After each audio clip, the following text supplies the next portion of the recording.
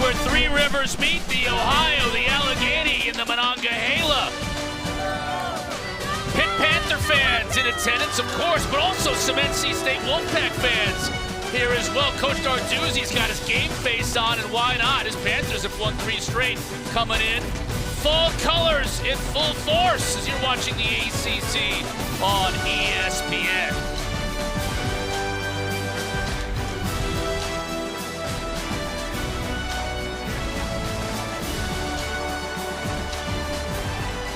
Hi, everybody. Alongside Max Brown, I'm Chris Cotter. 2 teams with a lot to play for here tonight. But you're talking about 2 teams coming in kind of in different spots in their seasons, aren't they? Totally different spots. I mean, 3 weeks ago we were here and Pitt was 2-2 at the low point of their season. They gave Mason Heinschel his first start. They haven't looked back. They're in ACC contention. And for North Carolina State, they're coming off maybe the low point of their season after a beatdown on the road at Notre Dame. Coming off a bye week, can they respond? You know, we often talk about quarterbacks here in the open, but for today, we got 2 of the best running backs in the league. So let's start there, and let's start with Desmond Reed for the Panthers. He's a stud, well documented for all ACC fans, does it in every facet of his game, not only special teams, but he's a weapon out of the backfield too, and that's really where he's the difference maker because it changes what you can do defensive scheme-wise. Big question coming in today, how healthy is he?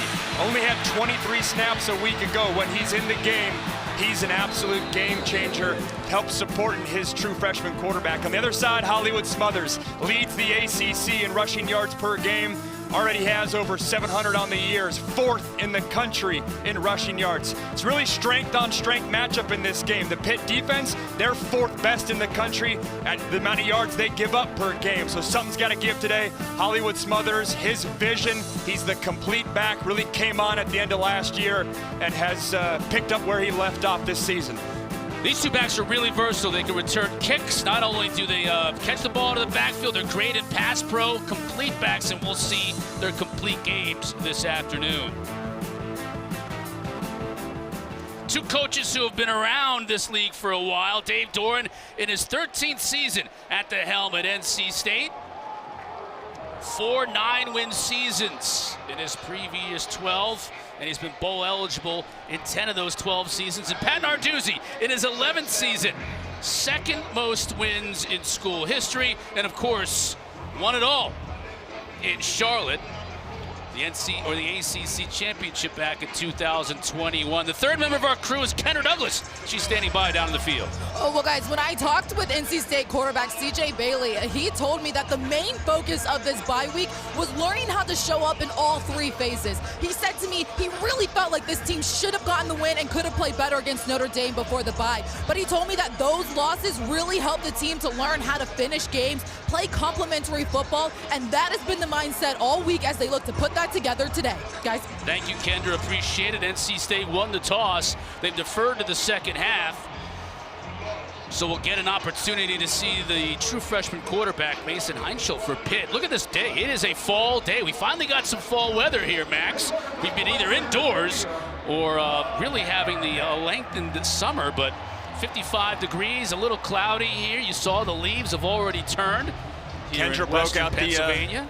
Kendra broke out the puffer jacket. It's that time of year. Yeah, Kendra is, of course, you know, from Carolina, living down in Florida, so this is really getting cold in a hurry for Kendra. I'm glad you didn't make an LA joke about me coming from say the same thing about sunny you. and 80 degrees. Wait till we get into November. I got Seattle and Pittsburgh in my blood still. NC State's going to receive, not defer. Check that. So Duke Scott is back to receive this kick.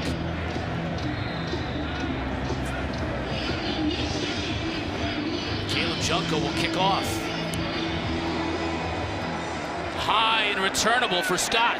A yard in the end zone. He's going to take it out. Straight up the middle. Gets popped at the 20 and falls forward to the 23. And that's where NC State will take over. And CJ Bailey. 6'6", 213-pound sophomore from Miami. Really is, you know, first full offseason being the guy. Grayson McCall was the guy last offseason for North Carolina State. High expectations.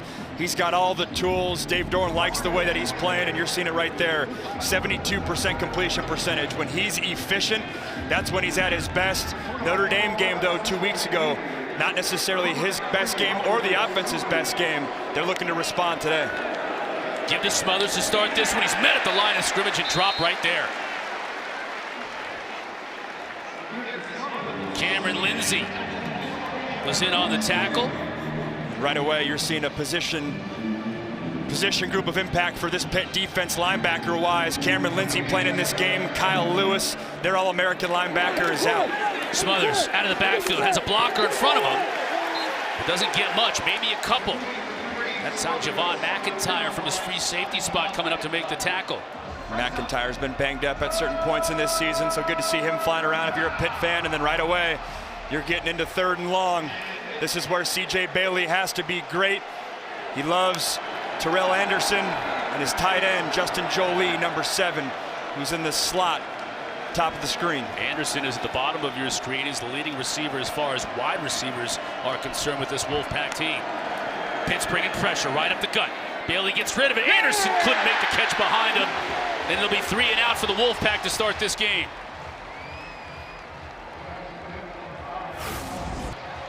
Almost looked like a miscommunication where C.J. Bailey thought he was breaking outside and Anderson broke more inside with his curl route. Miscommunication on the outside, but if they connected with that, you're probably picking up that 1st down.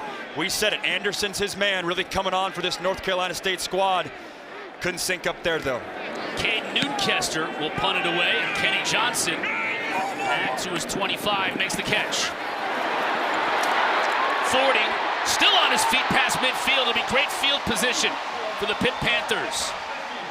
27 yards for Kenny Johnson, who returned one to the house last week and puts Pitt in a good spot here to start this week. You said it, Chris. Had an absolute game changer of a return last week. Really put the game away there in the first half for Syracuse. Not the most quick twitch, dynamic returner, but great hands, trusted, makes that first guy miss, and he's been a weapon back-to-back weeks in that department. Heinschel has led opening drive touchdowns in all 3 of his previous starts. Impressive for the true freshman. He'll throw on 1st down. Complete to Johnson. Shy of the 1st down, but he picks up 9. Devon Marshall in coverage. There's Heinschel. Started the 5th game of the year, Boston College, right here on this turf. Yeah, we said it just a few weeks ago, and it's changed the entire complexion of not only the offense, but the team. Now they're in the ACC title hunt midway through October. Reed with a good pickup on 2nd down. 1st down for the Panthers. Kendra, what do you got for us? Well, I talked with wide receiver Kenny Johnson, who told me that those 13 penalties they had against that Syracuse win, 10 of them on offense, they got to change that. They want to play clean football going into this game. They need to find the rhythm. They said it starts with the big guys up front, controlling the line of scrimmage, and from there they can do what they got to do, guys. Yeah, that was an unbelievable move right there by Desmond Reed. Put his foot in the ground and changed directions. Was able to pick up 3 when it looked like he might be tackled for a loss. You know, I was just about to say it's a great sign for Pitt fans that he's cutting off those ankles, but then immediately he points to the sideline and walks off. So we'll have to keep an eye on his health. Kiri and Turner, speaking of true freshmen, coming in. Number 25 in blue. Heinschel going to the end zone. Miscommunication as his receiver broke off the route. And that was Blue Hicks. 3 in blue, broke it off, and Heinschel just sailed it out of the back of the end zone. Seeing right away, Mason Heinschel spread the ball around to his different playmakers. That really stuck out to Dave Doran this week of, hey, this is a Pitt offense that's got some playmakers now. You got Kenny Johnson, who we've talked about, Poppy Williams, 5, Katarius Blue Hicks, number 3 in the slot.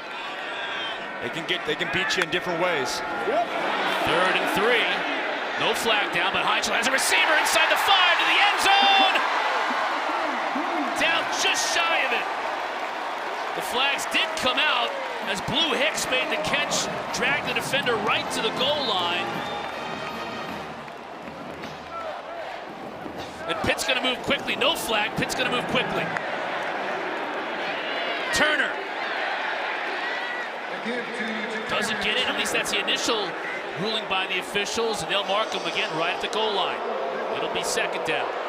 Seeing right away the tempo that Pitt can get to with offensive coordinator Cade Bell. This is something they did a lot early on in the season. Ever since Heinschel's taken over, they've scaled back the tempo a little bit. Have to think that might be because your head coach is a defensive head coach and you want to protect your defense, but they can totally crank it up, and they love their true freshman running back, Jakarian Turner, if he is the guy the rest of the way. They're going to review this. As you saw in Turner's carry, that is precariously close to the goal line. And Narduzzi's not very happy about the initial spot. Our replay official, Jess Peterson, is going to take a look at it. Hard to see from that angle where the ball is. Can't see it. See if we get another angle on that, maybe where you can see where the ball is when he falls. Can't see it from there either. Yeah, from the booth, it did look like he might have got that shoulder over, but that line judge obviously has the best look. Ball's got to cross the white plane. Without your knee or elbow going down. Elbow is definitely down short, just a matter of whether that nose of the football got over. You know what, Max, I think it called no touchdown on the field. I'm not seeing anything in those replays that would tell me it's definitive that it did go across the goal line. I agree. Jerry Magalanis is our referee today, and as I mentioned, Jess Peterson, our replay official, taking a really close look at this one. Fans unhappy with it, but it was upheld.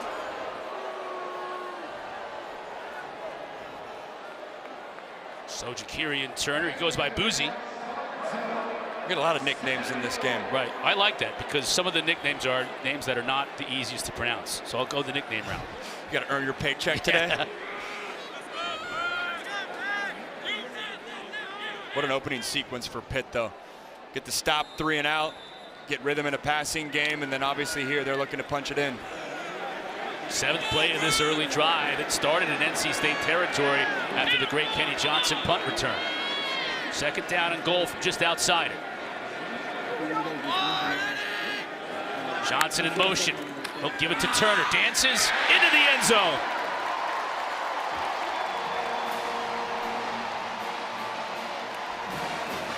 A lot of eye candy in the backfield. Oh, with the Heisman pose, the young guy. Getting excited about getting in the end zone. He's special, though. So much hype on Desmond Reed.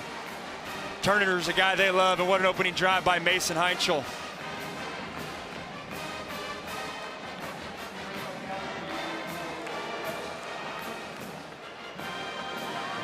Another true freshman, Trey Butkowski, who's been an outstanding field goal kicker for the Panthers this year, on for the try. And it's good. Mason Heinchel again leads a touchdown drive on his opening drive of a game, this time finished off by Boosie Turner. Pitt leads early.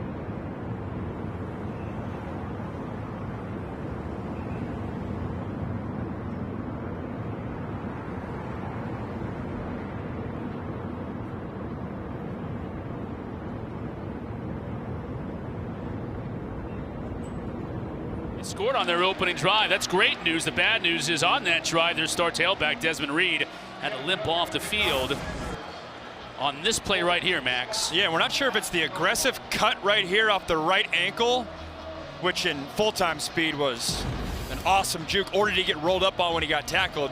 Regardless, right when he got up, he's pointing towards the sideline. And last week it was something similar. He was, jogging off the field, and you got the sense they rested him because the game was in hand for Syracuse.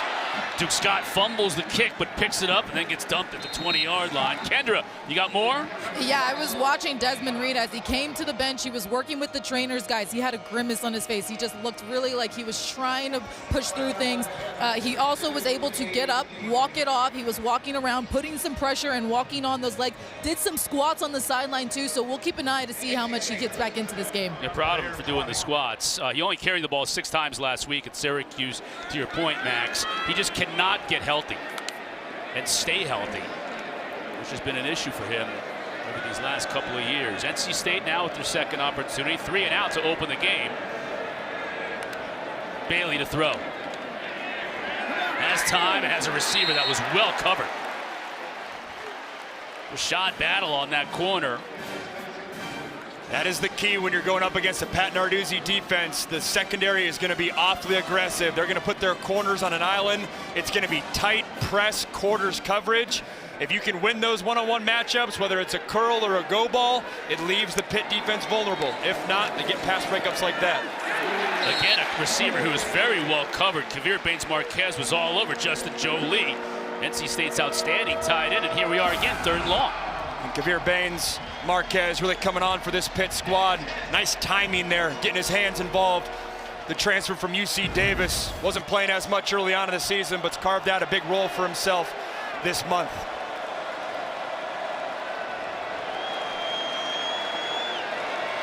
Panthers showing some pressure here on 3rd and 10. They back out of it. Bailey, so he has time. Now he has Anderson. Can he make a move? Cannot. Some on-line him, led a charge of Panthers. And for the second time, Pitt is going to force a 3 and out deep inside of NC State territory. And they're forcing C.J. Bailey in this offense to be one-dimensional. That's what they want to do. They want to eliminate your run game. It just so happens to be North Carolina has an amazing running back in Hollywood Smothers, but that's 2 drives, 2 3 and outs, where they have not feared the run game one bit. It's an excellent job by that Pitt defense.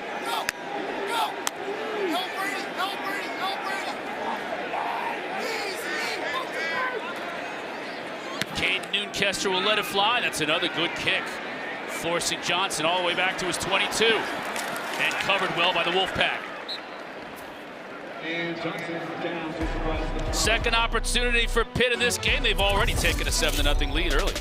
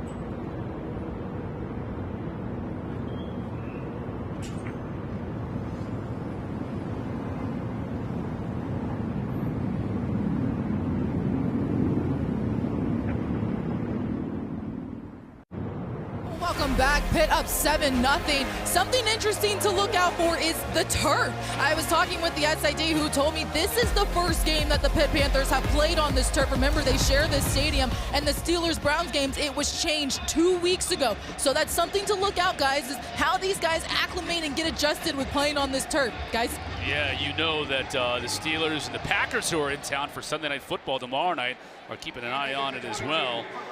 Desmond Reed back in the game for Pitt on this drive, so that's good news, great news for Panther fans.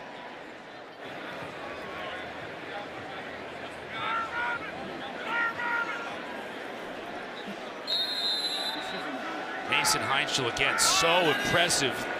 This is the fourth game that he started in his career. In the fourth game, he's led Pitt to a touchdown on their opening drive of the game.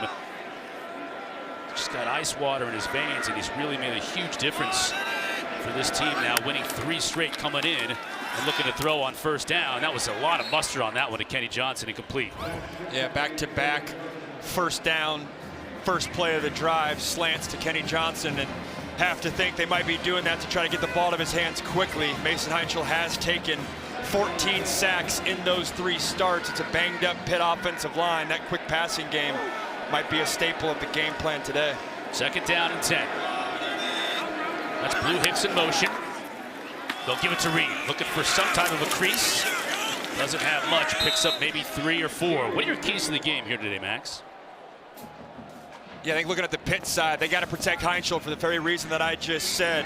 They're very thin defensively, Pitt is. Very intrigued how that plays out in the second half at linebacker and defensive end especially. And then Desmond Reed is just so dynamic as a receiving weapon. Got to get him involved there. Heinschel has time, tries to get it to Hicks downfield, and it's defended beautifully by Brian Nelson the second. I'm sure Brian Nelson the first was proud of him on that play. This is an excellent play, trying to high point the football, not giving Blue Hicks a chance to make a play there. They feel really good about their corner spot. It's a secondary for NC State that had to replace all 4 starters from a year ago. Some NFL departures, some transfer portal departures. They feel good about the corners. The safeties have been thin, but Brian Nelson the second being that 3rd corner in that group. They got Jamel Johnson and Devon Marshall. Feel good about that group. They're reviewing that last play to see if NC State had too many players on the play, and we'll count along with them. Max, you went to a couple of different colleges. Maybe you're better at counting. Let's go. I was never a math guy, but we got 2, 4, 6, 8, 10. I got 11 right there, unless I'm missing something. No, I counted 11 too. I think that's where we're going to stay. They originally ruled too many men on the field. Which I did not get from the referee. Looks, yeah, so they're going to try to get 44 is running off. Yeah, Brandon Cleveland running off, and then 13 as well. We can't see either one whether they got off or not on that shot. You know, man, it looked like Price, 13. Might have still been on. Might still have been on and could have got off if he just sprinted the whole way there. After further review, the 12th player on defense was on the field at the snap. Illegal substitution, defense, 5-yard penalty, 3rd down. So Price was on his horse, but he couldn't get off the field in time. And you could see Pitt wanted to go quickly for that very reason. They didn't substitute, and NC State wanted to substitute. They rolled the dice, and it came up snake eyes for them. Again, seeing the tempo of Cade Bell being a factor. North Carolina State trying to sub out both their starting defensive tackles. It's a long way to run for some interior defensive linemen from the far hash.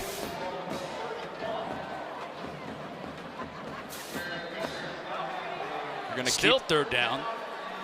It's 3rd down and about 1.5 yards now. Reed, 1st down and more, looking to put his foot in the ground and bounce it outside to midfield.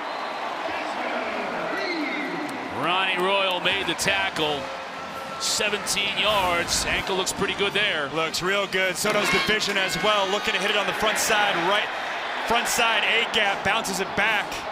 Seeing the vision, seeing the speed and the quickness. You don't stay in your gap, Desmond Reed will make you pay. And you and I have had Pitt 3 times now this year. This is the fastest I've seen them want to go in those 3 games. They are really going quick from the line of scrimmage. Tried this little screen underneath to Hicks. He gets maybe 2.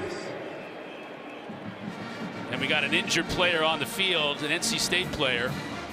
That was an excellent play by Caden Fordham, their star linebacker in the middle. They won't have Sean Brown, their other star linebacker, but breaking up that screen right there. 7-0 Pitt here in Pittsburgh.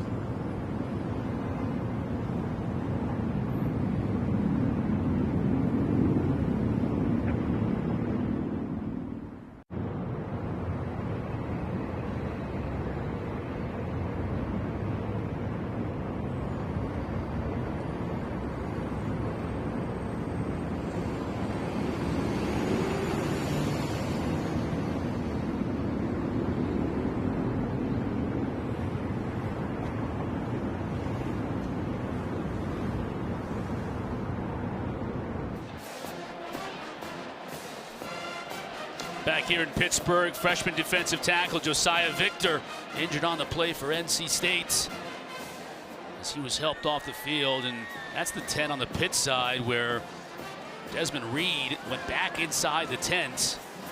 So it's almost like one play he looks great on the field, and the next play he's in the tent. It's sort of the same thing for Zero and Blue that we've seen really all season long.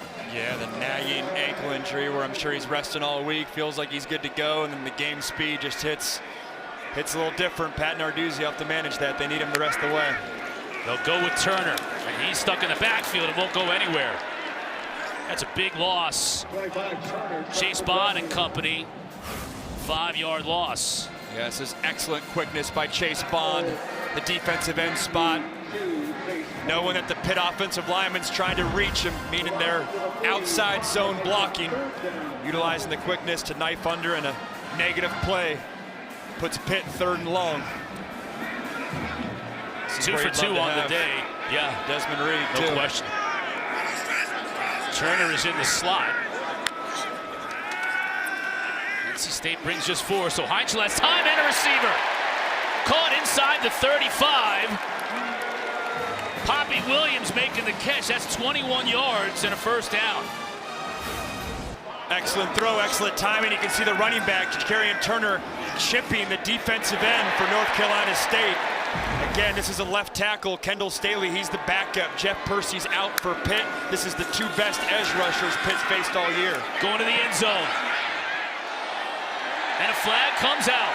Was looking for Johnson, and Brian Nelson in coverage drew the flag.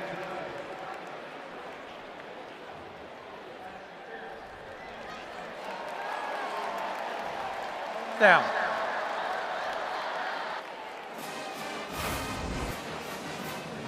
Initially, it looked like decent coverage, just the classic getting rewarded for an underthrown bad football. If Nelson gets his eyes back, he's probably fine. Instead, he's not. It's a physical matchup there on the outside. You got Brian Nelson, 6 foot, 200 pounds. That's a big corner versus Kenny Johnson, 6'1", 200 pounds. Thinking back though, Chris, how big is that 12-man on the field penalty now? Gave Pitt second life, and they're taking advantage of it here. They spotted on the 18-yard line after marching off the penalty. Heinzel to throw. Low to Hicks, but he makes the catch.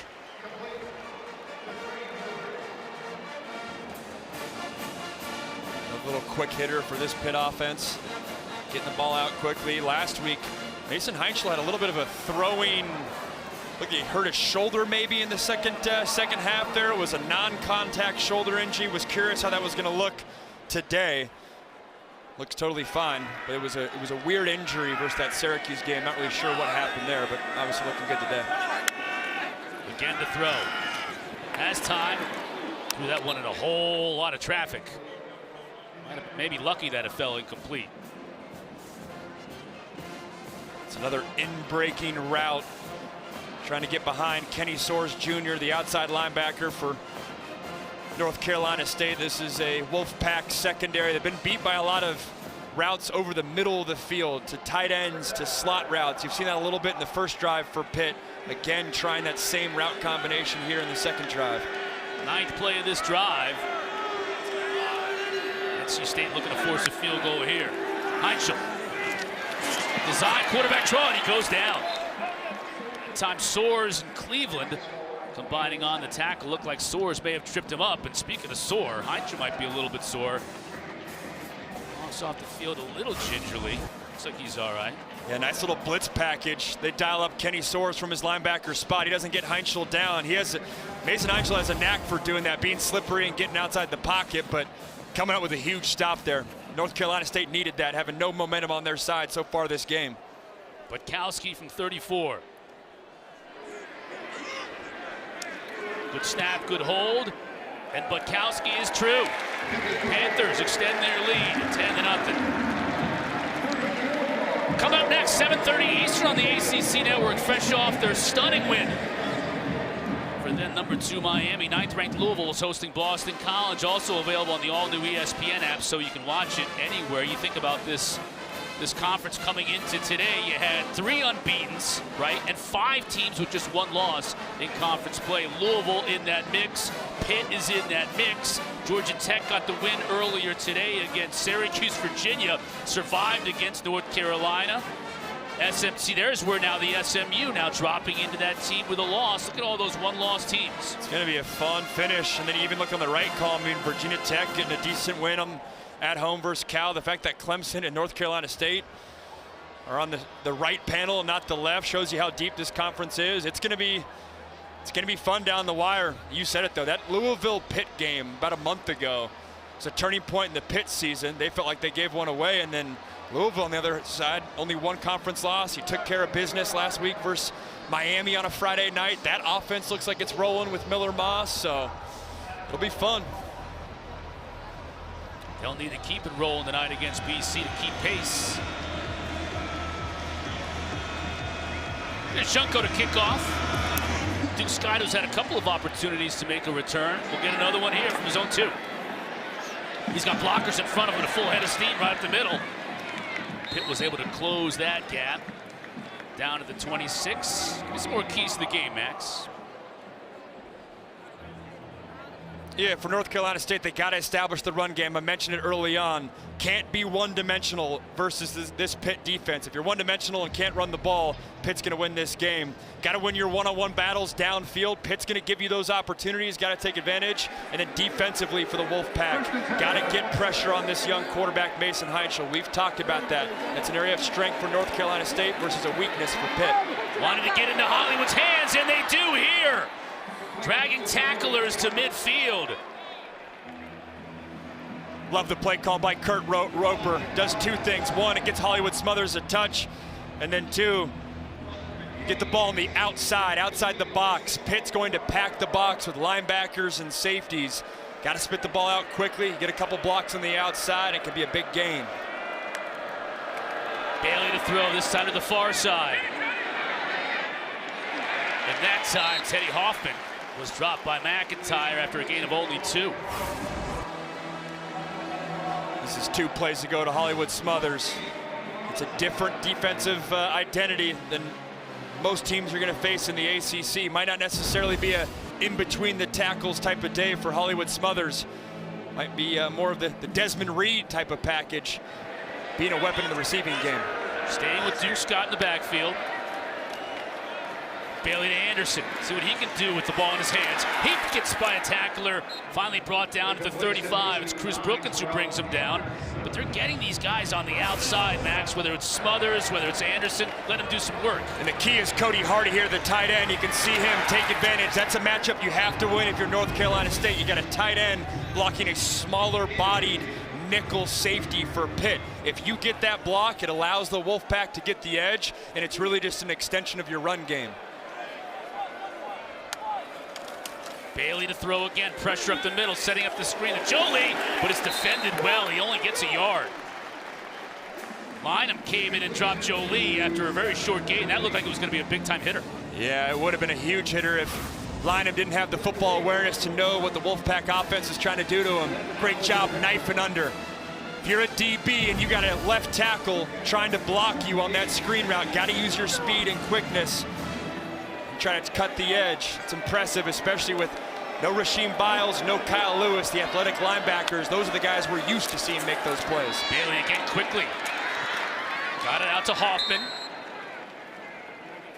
And he's close to a first down. He'll pick it up. Bailey sharp on this drive, 5 for 5.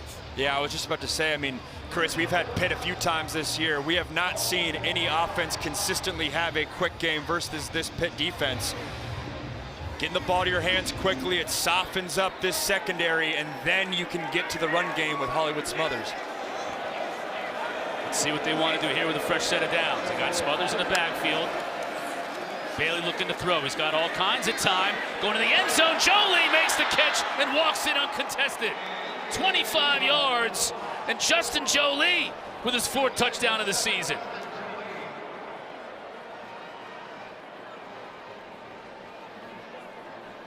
Jolie's a dynamic weapon at the tight end spot. They use him oftentimes like a normal receiver. Great patience by C.J. Bailey, excellent protection by the offensive line, and what a response by NC State in this drive. Had got nothing going on the first 2 drives. That 3rd drive, you got the passing game going, and are attacking this Pitt secondary. Canola Vine sit on for the PAT. And he hits it. And for just the 3rd time this entire season, Pitt allows a touchdown in the first quarter. And C.J. Bailey, who started the game 2 for 5, was perfect on that drive. Like how he's standing firm in the pocket, trusting that, hey, give that route time to develop. This little scissors concept where you have 2 receivers on one side, one guy breaks for the corner back pylon, and then Jolie knifes right underneath him towards the post in the green grass in the middle of the field. He's a weapon now. North Carolina State, they use a lot of tight ends. You're seeing it right there, 30 receptions coming into the game. It's a position group they love, and offensive coordinator Kurt Roper utilizes a lot. He's their leading receiver on this team, and talking to Coach Dorn about him, he said he's really worked on his complete game as far as being an inline blocker, looking toward the NFL, and working on the things he has to work on so he can make it at that next level, because he can certainly catch the ball. There's no question about that. North Carolina State's 1st in the ACC in touchdowns by tight ends, 2nd in the ACC in snaps for tight ends, so they're going to feature that group. Nick Konachinsky with the kickoff. Deuce Spann going to take it out. And he only gets to the 17. Spann across the 15. The true freshman Mason Heinschel out of Oregon, Ohio. That's just outside of Toledo, making his 4th start today. He's been efficient. That's the biggest thing that jumps out to me. Last week, only 54 completion versus Syracuse this week, getting the ball out of his hands quickly, 6 for 9, spreading the ball around, especially with Desmond Reed maybe being banged up, not able to lean on him. Heinschel, no longer a newcomer. He's got multiple starts underneath his belt. Has to feel a lot more confident today compared to the first time a couple weeks ago that he made his first start here in Acrisure Stadium. Although it didn't look like it. We were calling that game against Boston College that day, and he came out on fire and just never looked back. Reed back in the game. Doesn't find a whole lot of running room right there. Trevally Price making the tackle. That really is the strength of the North Carolina State defense, too, right up the middle. Those defensive tackles. We talked about Price, Brandon Cleveland as well. Good to see Desmond Reed back healthy. I mean, it's really been in one drive, then he's in the 10. In one drive, he's in the 10. That is the one thing that's really held him back, is he just has not been able to put together a big run where he stays healthy. Heinschel gets rid of it quickly. That's again Johnson, first down. You've talked about this a bunch today, Max, and it looks like Pitt has really gone to work this week in getting the ball out of Heinschel's hands in a hurry. Just really protects the tackles for this Pitt squad. Again, I mentioned earlier, Jeff Percy out. Left guard Keith Gueva, who started the year at left guard, he's out. Trying to protect that group.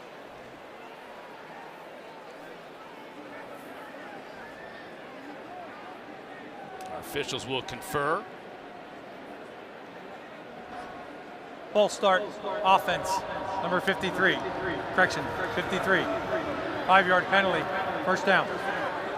And Kendra made a mention of this earlier about how the penalties really hurt them last week. 13 penalties, 10 of them on the offense. And there again is an offensive lineman, Kendall Stanley, getting out of the blocks a little too quickly. And last week, Pat Narduzzi admitted that they may have underestimated the noise up there in the dome at Syracuse. Obviously, no dome and home game today. 1st and 15, Heinschel. Johnson met immediately, works his way out of bounds at the 37. Jamel Johnson in coverage, but Johnson was open. A big gain on first down. Excellent timing right there by Mason Heinschel, getting the ball out of his hands quickly. It's one area that really impresses me about the young quarterback. Anticipation is oftentimes the last thing to come for a young quarterback. He makes it look natural. 2nd down and 2. Johnson again. Into Wolfpack territory. Assad Brown on the tackle. Not only are they working the quick passing game, but it's a lot towards the boundary, the short side of the field where Kenny Johnson, the ex-receiver, it's where he lives. Reed. All kinds of Wolfpack pursuit. And a flag comes in late, a couple of them.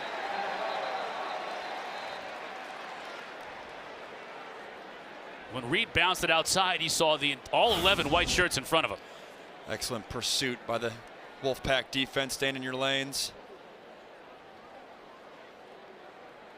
Personal foul, face mask, defense, number 22. 15-yard penalty, automatic first down. Yeah, it's a shame Jackson Vick, who was injured last week, back in the game this week. 15 yards, and Reed again hobbling off. You see offensive coordinator Cade Bell, and for him, it's got to be a challenge to just never know whether you're going to have 0 available, not only game to game, but play to play. I think that's why it's the luxury, though. They do have Ja'Carrion Turner and Joels Goff, who we haven't said his name today, but they are deep at running back. But you're right, it changes not only what Cade Bell does, but it's, DJ Elliott, defensive coordinator for North Carolina State. He's got to change what he's bringing to the park, play in and play out. First down for Pitt at the 25. To give to Turner. Cuts it back inside, gets about 4.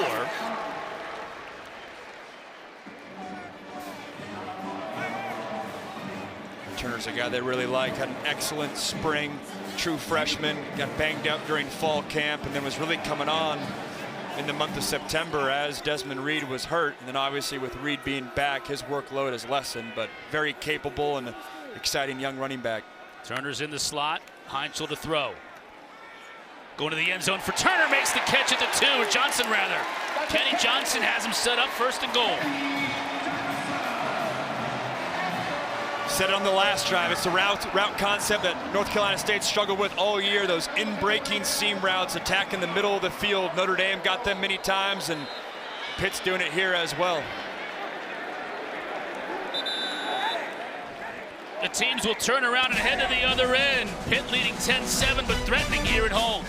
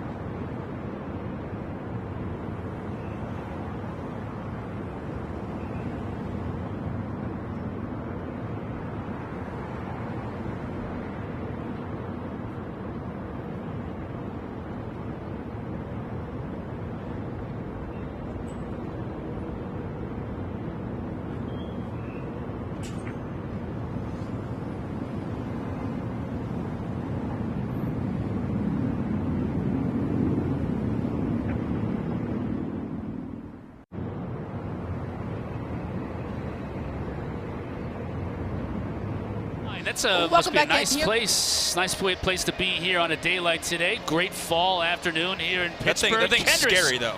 It's not that scary. Kendra's down in the field with the coach. Welcome back in here.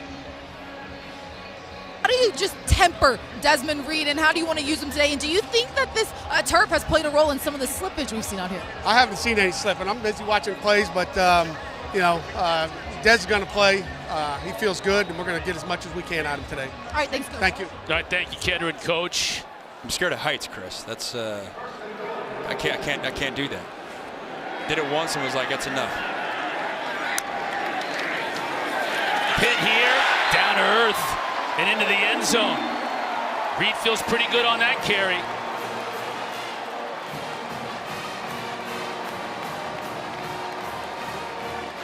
This Pitt offense is tough to stop. Firing on all cylinders through one quarter. Pass game working, setting up the run game. And when zero's in the backfield, it's a good sign for Pitt fans and a concerning sign for opposing defenses.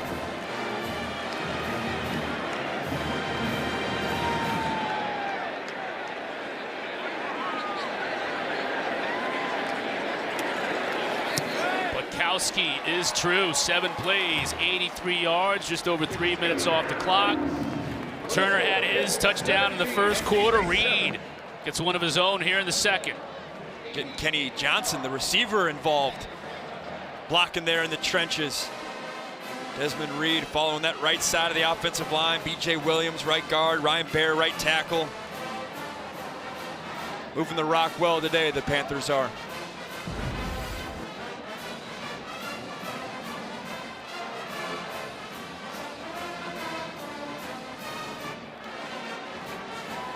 Coach Narduzzi can't help but look at the turf as he was talking to Kendra, but I'm sure he just doesn't want to see it, doesn't want to think about it. I was going to say, you can tell the score of the game by the temperament of Pat Narduzzi at the end of the first quarter interview.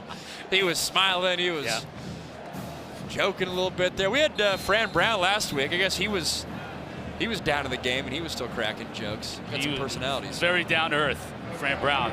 When asked what they needed to do to get back in the game, he said score some points. With a laugh. Right, that was easier said than done with that Syracuse offense right now. Flag as the kickoff goes out of bounds. That'll help this NC State offense. And they're going to need some help today to keep up because it looks like Pitt is in no shape or form slowing down this afternoon. Free kick out of bounds, kicking team. First down to 35-yard line. Our next All Access, the ACC Life, premieres Thursday night featuring North Carolina volleyball outside hitter Chelsea Thorpe, NC State women's soccer defender Brooklyn Holt, and SMU men's goalkeeper Martine Dominguez. You're going to get unprecedented access to the lives of these student athletes right here on the ACC Network at 10 o'clock Eastern and on the ESPN app. Last drive, North Carolina State found success with just getting the ball out quickly. Little swing routes and bubble routes. Out trying to run. Smothers, watch out here. He's got great speed into Pitt territory and more. It's a foot race and Hollywood wins it. 65 yards.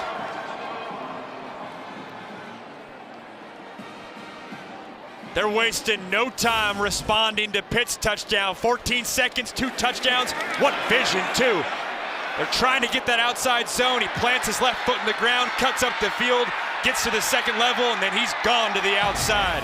We were waiting on Hollywood Smothers to come up with a big play. They woke up the pass game last drive. That softens up the defense. Hollywood Smothers taking advantage on the ground. The Wolfpack's second rushing attempt on the day to go with 11 passing attempts. And Hollywood Smothers changes this game in just a matter of seconds. Let's look at this from the All-22 perspective on a freeze. They're going to go outside zone to the left. They're trying to get this ball to the outside. And as we roll it, defensive tackles for Pitt, they get upfield. That's no problem for Smothers. He sticks his foot in the ground, gets upfield. There's no one in that gap. And we've talked about how electric he is. This is a Pitt defense that's going to sell out for their gap, which when you get in your right gap, that's a great defensive mentality. But if you get past that first layer of the defense, there's not a lot of help behind him. And Smothers taking advantage there. Dave Doran's got to like that. Hey, the past 2 drives ago, you got C.J. Bailey going. That drive, you got Hollywood Smothers going. That's their two-headed monster offensively. Hollywood on his way to his 5th 100-yard rushing game of the season. His career per carry average is 6.5. That is an all-time NC State mark. And that mark went up after that carry, that's for sure.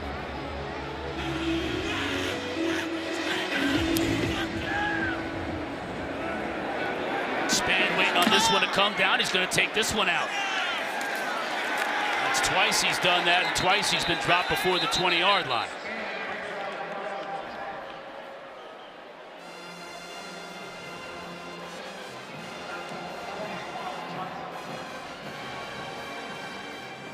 Desmond Reed, who scored on Pitt's last drive, literally just moments ago, now back in the game. Every drive, it's a guessing game for where his health is at. But I guess that's kind of been the story of the season.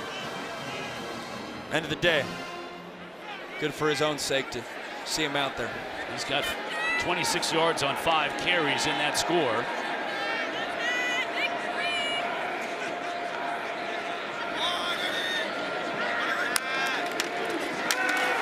Takes the handoff. pitches it outside. Got a flag well behind the play at the line of scrimmage. I think we're going to get a hold on the edge. Jackson Vick brought him down. Holding, offense, number 53. Half the distance to the goal penalty. Replay first down. Yeah, you'll see Kendall Stanley. Kendall Stanley struggled a little bit last week at Syracuse, and it's continuing at times today. That's tough. Yeah, he just gets out of position. Almost like he was thinking Reed was going to go inside, and Caden Fordham, the linebacker, shows up on the outside, and he gets caught yanking the jersey. It'll be half the distance to the goal, so it'll be 1st and 16.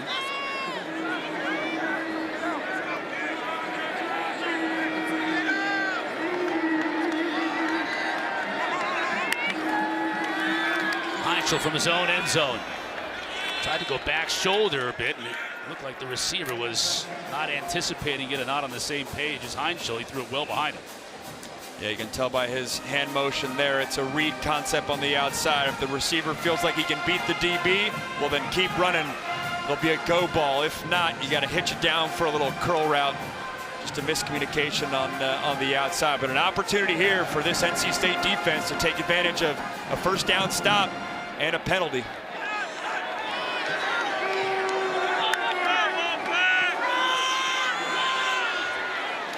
Reed cuts it back inside.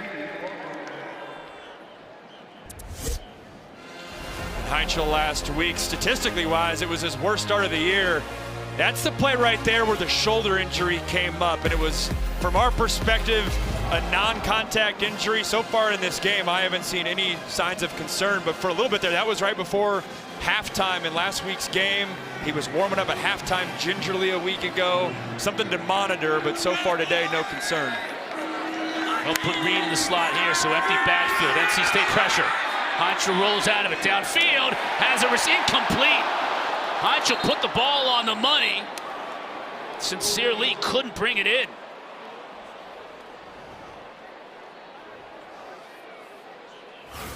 This is what Heinzel does, breaks the pocket. Almost got a little bit of like a Baker Mayfield flair to him, always keeping his eyes down the field. Ball's a little bit low, but got to come down with that catch if you're Lee. Good stop by that NC State defense.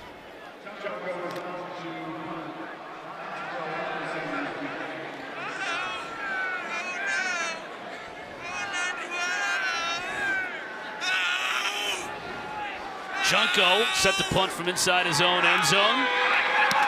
NC State brings some good pressure, but Junko gets a good kickoff. Anderson is going to have the fair catch at his own 41. 17-14 our score. Pitt on top.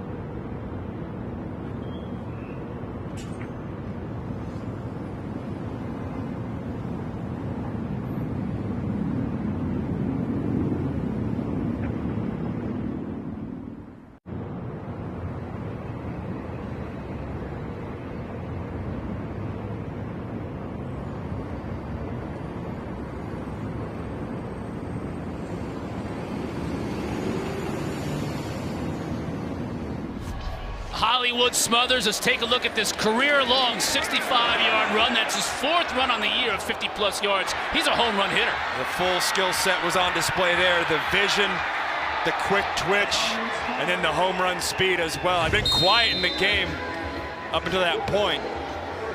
Pitt's fourth in the country, by the way, in run defense, allowing just 82 yards per game. Bailey wants it all here and overshoots his intended receiver, Noah Rogers. Or I'm sorry, that was Wesley Grimes. Shot battle, nice job in coverage.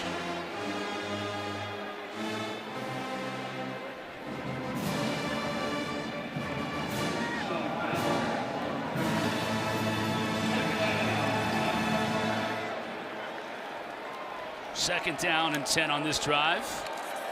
Bailey quickly shoots it out. That's Jolie. Battle on the tackle. Jolie picks up 6. See the quick twitch ability of Jolie. Nice job by Bailey getting the ball out of his hands. Now you get to 3rd and manageable. Have to think this could be 4-down territory. Wishing to see play call wise what offensive coordinator Kurt Roper does. This is where the Pitt defense and their pressure package comes to play. They love being aggressive in this area and force the quarterback to execute. They bring just 4. Jolie goes up to make the catch. Finally brought down, but they'll move the sticks. The Pitt defender gambled on that one, and Jolie was able to bring it in. This is an accurate throw by C.J. Bailey. If he puts that even a foot lower, it might be picked and going the other way. It's trusting your go-to guy, and Justin Jolie. Cameron Lindsay, the linebacker for Pitt, was almost there to pick it off. Dave Doran loves his quarterback, C.J. Bailey. Loves his charisma, his confident process as well. Throws a very catchable ball like we're seeing there. Bailey. Grimes spun away from a defender. Wasn't able to pick up much, though, as Kavir Baines-Marquez came up to make the stop.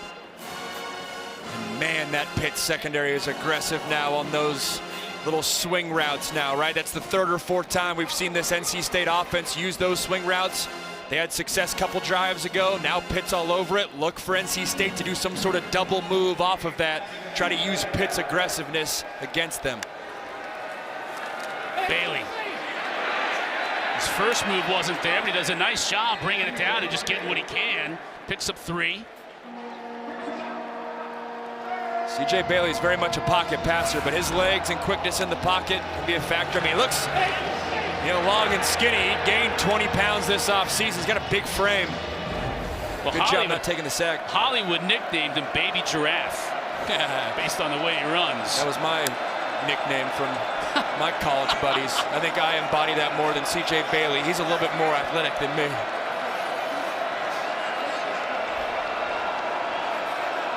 Third and 6. Bailey to throw. Just airmails it. Noah Rogers was open. Bailey just missed him. Yeah, so many of those outside lane throws have been contested. That one, he had a wide open receiver. I think you have a decision here if you're Dave Doran. You know, if it's 4th and 3, maybe you're going for it. 4th and 6, he's gonna elect to punt it and try to pin him. This feels like this kind of has the feeling of a type of game where potentially, I know I'm getting ahead of myself, but the offense that has the ball last or in the 4th quarter, every possession is going to matter. Kenny standing by at his own 9. Newcastle will let it fly. Just trying to pin him deep. That's a high end-over-end kick. Johnson, the fair catch at his own 10. Heinschel and company will take over when we come back, up 3. Introducing SportsCenter for you, personalized every single day. Now available on the ESPN app. Powered by your favorites.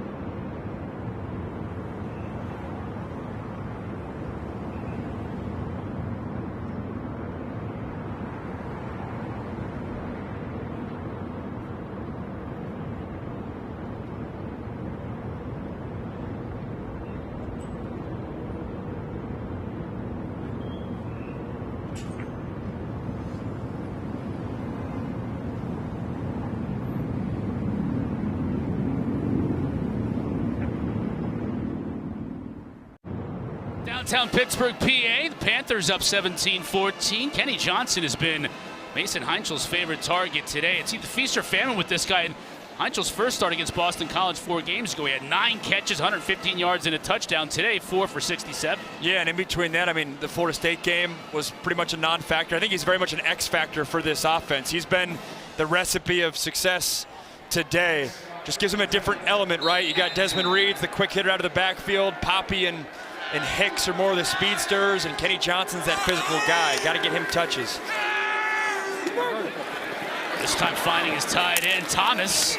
You hear the pads popping as Thomas picks up about 5. He sold Johnson short by a catch. He's got 5 catches on the day.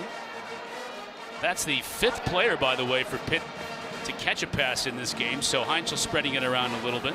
He's a guy that's coming on for them too, the true sophomore tight end. Played 40 snaps a week ago at Syracuse, the most in his career. They're able to unlock an athletic tight end, just another playmaker for this Pitt offense. Kieran Turner now split, so empty backfield. Heinchl over the middle, just out of the reach of Poppy Williams. Heinchl says, my bad. Yeah, gets it just behind him. Again, looking for those seam routes, trying to attack the middle grass in between the 2 safeties behind him, and he's lucky that that wasn't intercepted. Assad Brown Jr. had a shot at that, the safety for NC State. Williams doesn't get a hand on that ball. It probably would have been picked. Pitt started this game 3 for 3 on 3rd down, 0 for their last 2, though.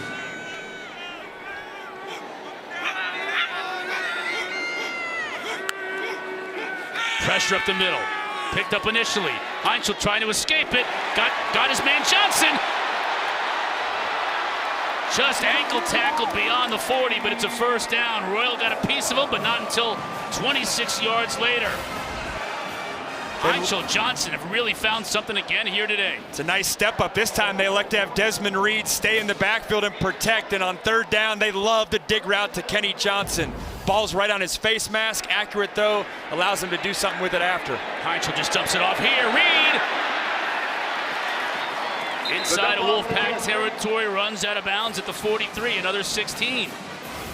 This is just so easy for the offense and so difficult for the defense. You get linebackers dropping back, so worried about the throw they just saw, a dig route behind their head, and then you just dump it down to Reed, and at that point, it's just him in the open field, one-on-one with a linebacker. 2 back-to-back big gains for this Pitt offense.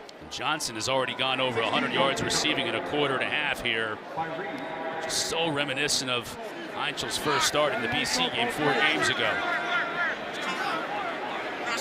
Turner now in the slot. Wolfpack bring up 5, but Heinchl gonna make him pay with his legs. Slides down and takes a hit. And now the flag comes out. Ronnie Royal hit him, and it took a while for the official to find his flag. And when he eventually did, it's gonna mean an extra 15 tacked onto the end of this one. And in real time, I didn't think it was a flag. I thought Heinchl gave himself up too late. And then when you see this flag, that's where targeting comes into play too, because once the quarterback gives himself up, he's technically a defenseless runner. They're gonna have a lot to discuss. After further discussion, there is no foul on the play. Yeah. Good call, partner. Yeah, in real time, that looked like the right call. I mean, Heinchl can't give himself up this late. Yeah, I mean, you already have Ronnie Royals already almost on his knees trying to make this tackle by the time Heinchl gives himself up. It's a good job. So often I feel like sometimes we see these targeting plays go always the offensive side. It's a good job by this crew.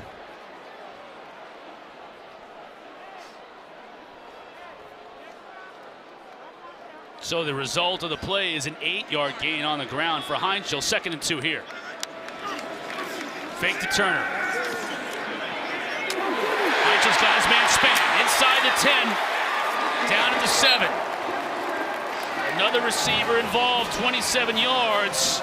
6-7, 1st and goal, Panthers. Excellent design by offensive coordinator Cade Bell. They had Deuce Span on the right side. He acted like he was blocking as if he was a tight end for a couple counts, and then leaked out down the left sideline. Great design, and I mean, again, another one of these playmakers we're calling for this Pitt offense. They have a whole arsenal of them. Mason's gone over 200 yards passing here in the first half. And Pitt is making a living in the red zone this afternoon. Heinschel to throw. The ball tipped and still caught for the touchdown. Poppy Williams. Take a bow.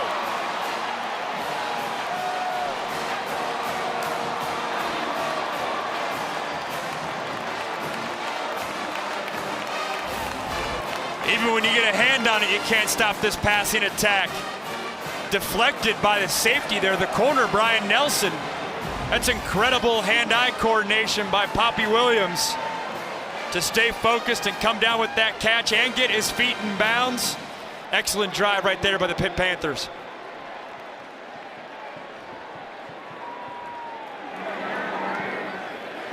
Butkowski is good. Heinschel, 5 for 6, 82 yards on the drive. And Poppy Williams kept his eyes on it, feet in bounds, 6 for Pitt.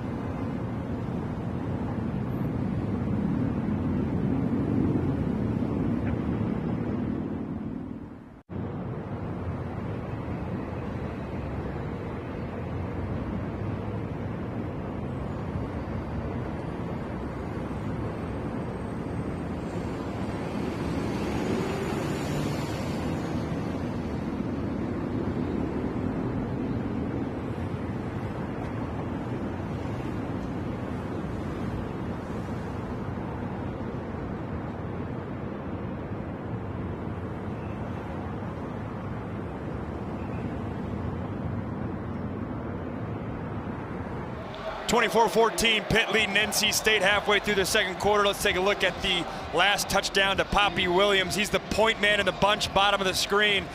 Goes with a corner route. Great play call, too, because so far this game they've done a lot of routes bending towards the middle of the field. You get the safety thinking that that's going to happen again, and you do the opposite of that with a corner route. Great execution.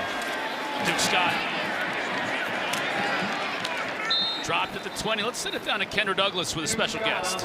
Well, Chris, I'm here with a defensive leader for the Pitt Panthers, former Pitt Panthers, and also a Super Bowl champion with the Tampa Bay Buccaneers, Jordan Whitehead.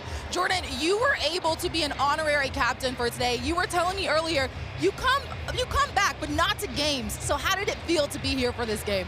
Right, when Coach Lasala gave me the call just to be an honorary captain, you know, just because what I'm going through with my injury, I thought about it, but the second day I thought about it, I couldn't turn it down. Being here, being back gave me that feeling that I've been missing for this last year. Just the team being the energy, guys in the locker room getting ready for the game.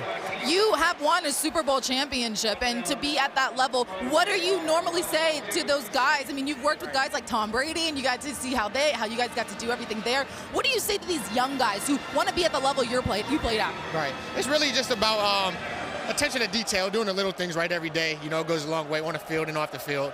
But, you know, being around great guys, like you said, Tom, Gronkowski, Antonio Brown, you know, I got to see it firsthand what winning looks like and hard work. So. Thank you. Have a good one, guys. All right, thank you, Kendra. Appreciate it. And I'm sure he's happy with the attention to detail this Pitt defense is putting forth so far on this drive. 2 plays, netting 4 yards. NC State wants to keep pace with this Pitt offense. They got to convert here. Had a 3rd and 6 last drive. And C.J. Bailey missed a curl route to the short side of the field. Looks like they have that matchup again here. Bailey's going to get it out to Smothers. Couldn't handle the pass, though. A little too far out in front of him. And for the 3rd time this afternoon, a 3 and out for this NC State offense. It was open there, too. They had blockers in front of them. Just got to put it on your man. It's back-to-back errant throws on 3rd down by C.J. Bailey. You said it. This feels like if NC State's going to win this game, they're going to offensively have to match toe-to-toe with the shootout on the Pitt offensive side of things.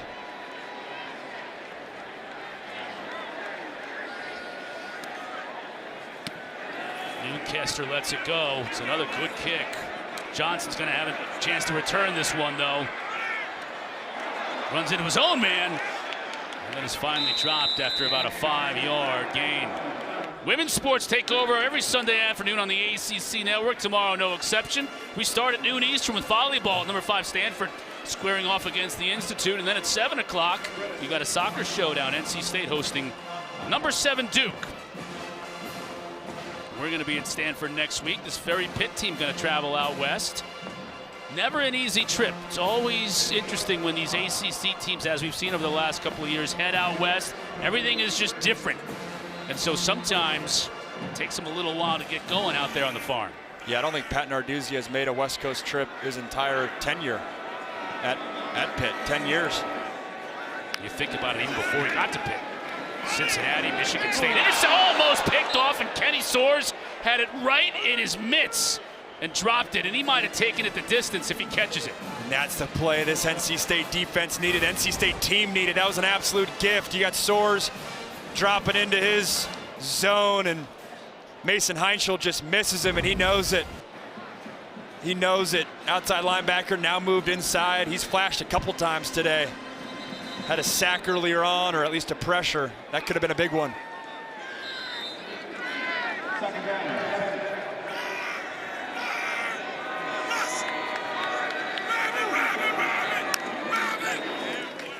Heinschel. Tough window to get that to Poppy. Almost looked like he had to sidearm that thing to get it through that little gap. Yeah, you can tell he's frustrated. We complimented him a few weeks ago on his baseball background and the ability to throw out at different arm slots, but right there working against him. Nice defensive call on that one too by defensive coordinator DJ Elliott.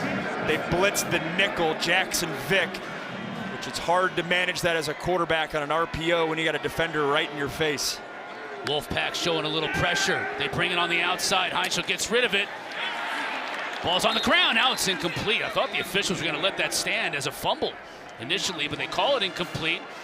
Devin Marshall in coverage, and the NC State defense steps up and forces a 3 and out. Excellent man coverage by Marshall. He's going to track Kenny Johnson from the right side all the way to the left side.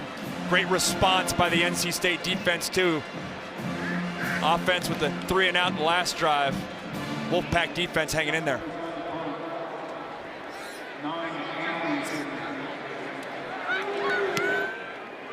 Anderson. That's a good kick.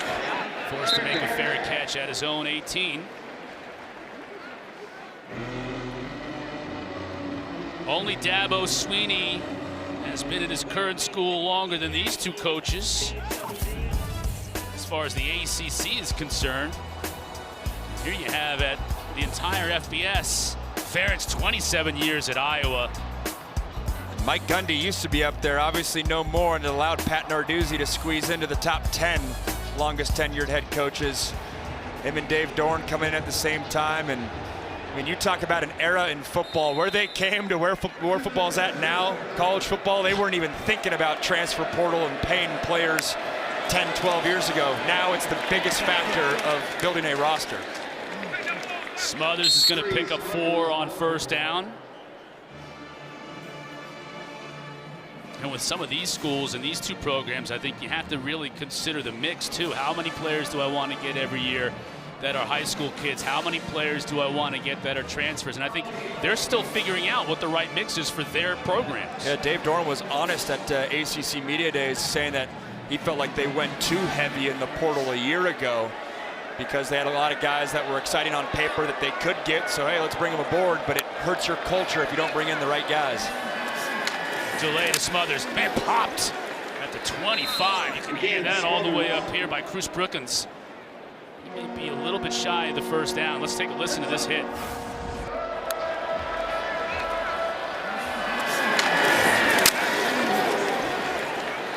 Man, even Brookins looked to step back.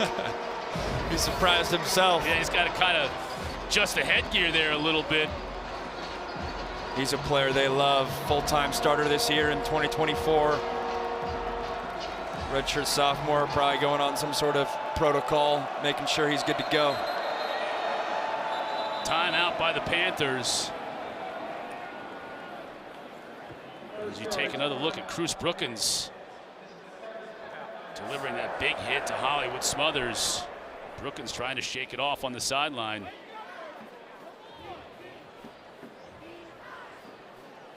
Productive player for them, 35 tackles on the year, local product. We'll get this hit one more time.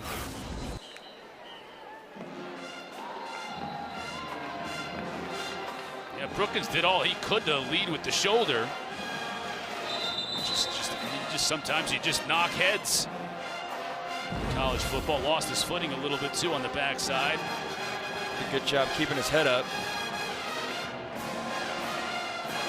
Local kid, was recruited by Corey Sanders on staff. Listen to this high school. He went to Steel Valley High School. Is that the perfect Pittsburgh Welcome high to school? Pittsburgh. Yeah. Averaging 20 points a game on the hardwood too. Third down.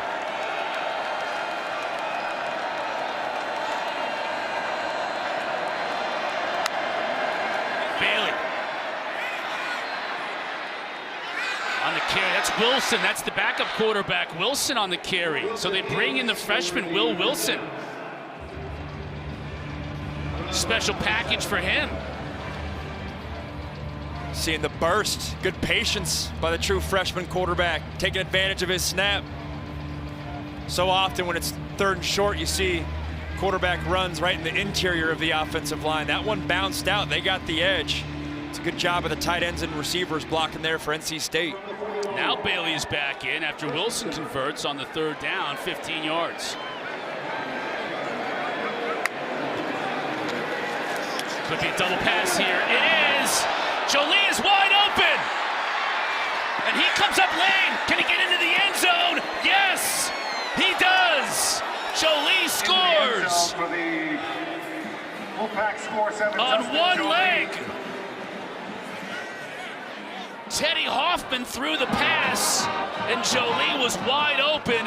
He had to run the final 25 or 30 yards, hobbling on one leg. What an effort. What an effort, what a call, too. We said that Pitt was aggressive on those swing routes, and did he have a double move? They didn't have a double move, they had a double pass. And then I don't know if he tweaked a quad, if he cramped. Yeah, he's holding the front of his leg where he would be a quad. Dave Dorn obviously concerned. His all-conference tight end Jolie just made a heck of a play, but now he's worried about his availability the rest of the game. And you're hoping it's not anything lower where it's knee. What an effort though, because he pulled up on like the 20-yard line.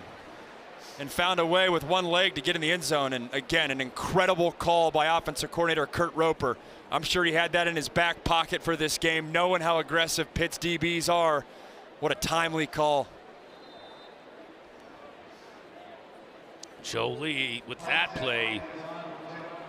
Massive first half. This NC State offense, that's their second score of 50 yards or more. Fine set with the PAT.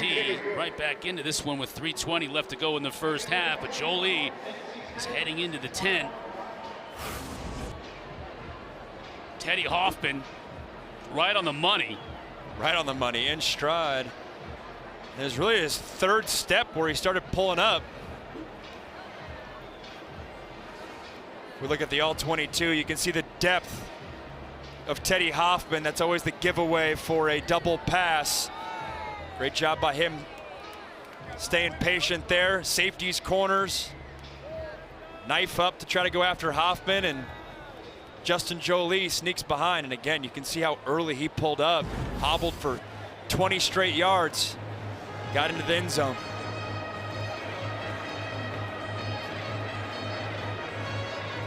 Next man up for that former tight end you just saw there, Dave Doran played tight end to Drake. So they'll look to Cody Hardy, Dante Daniels. They love using the tight end, so without Jolie, if he can't come back, we're gonna have to go down the roster. That's a good point. Mission to track this second half, how their offense changes schematically. Do they stick with heavy tight end personnel, or do they go maybe 3 and 4 receivers sets, because they like the receivers they have as well. This time, Span will take a knee. Coming up next, 7:30 Eastern here on the ACC Network. 19th ranked Louisville hosting Boston College. You can see that game not only on the ACC Network, but also streaming live on the brand new ESPN app. Showed you the standings in the ACC a little while ago. Teams are getting hot, right? Second half of conference play. Louisville's one of those teams coming off the big win over Miami. Some scores. What a game that was. Virginia Tech and Cal on Friday night, going into double overtime. Tech no problem with the Cuse. North Carolina finding another way to lose this afternoon. Can't it seems catch like a break. Right, a different way every single week, failing to get a two-point conversion. A win is a win for Virginia. They're still at the top tier of the ACC. Those are big. This is an NC State team that beat Virginia early in the year, but that game doesn't count in the ACC standings. It counts as an out-of-conference game, which is bizarre. And that feels like that could be a critical factor when we get into late November from who's in, who's out, CFP type rankings. That's a game that nationally people aren't aware of, but it could be a huge factor. Heinkel to throw. Receiver crossing over the middle. Drag down flags now from out of all kinds of areas. Bryce Yates on the catch. You can see Reed with his helmet off. Personal foul, face mask, defense. 15-yard penalty added to the end of the play. First down. I'm guessing this is against Reed because his helmet was off. Or was it against the Bryce Yates? Let's take a look. I'm with you. We saw Reed with his helmet off. Yeah, that's the one. It actually was against Yates. 33 was the guilty party. Kenny Soares. Coach Doran wants a little bit more of an explanation. Not sure he's going to be satisfied with it. Interesting to see what Kate Bell, Pitt's offensive coordinator, does tempo-wise. You got 2:40 left in the half. Don't want to give C.J. Bailey the ball back. Gain of about 3 yards as Brian Nelson came up to make the tackle on Justin Holmes. Man, is he a big corner. I said it early on, but the fact that looks like a safety, maybe an outside linebacker coming down to make that tackle. Brian Nelson's been physical all day. He transferred in from North Texas. 6 feet, about 200 pounds. Yeah, and Kate Bell's going to scale the tempo back. Don't want to give NC State the ball again, and they'll take it to the 2-minute.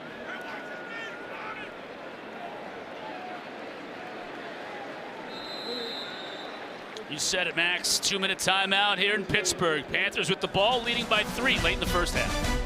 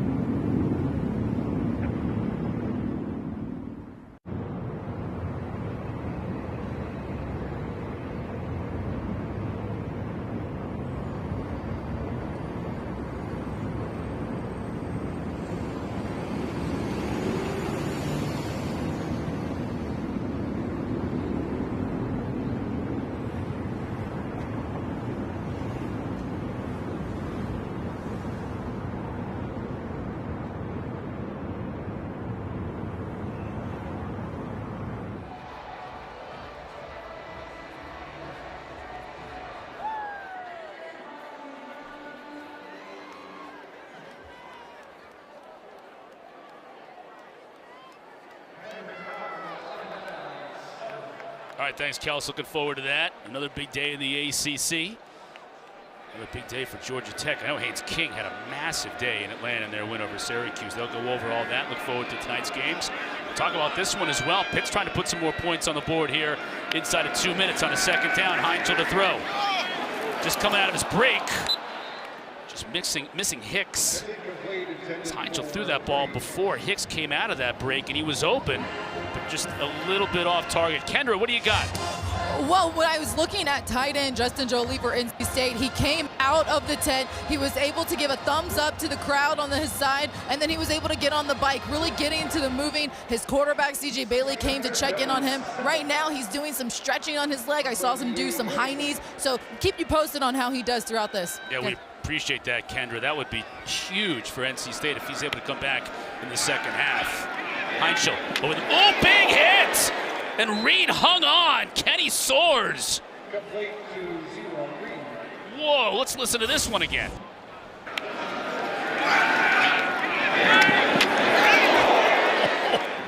Wow. Kenny soars, taking out some of that anger for the interception he dropped on Desmond Reed. Making Pitt players soar. It's a route that Pitt loves out of the backfield with Desmond Reed. Little angle route or Texas route, working back against the grain, but Kenny soars. Watch the film. State. He knows what's coming. This is a 30-second timeout. So this is an interesting call here.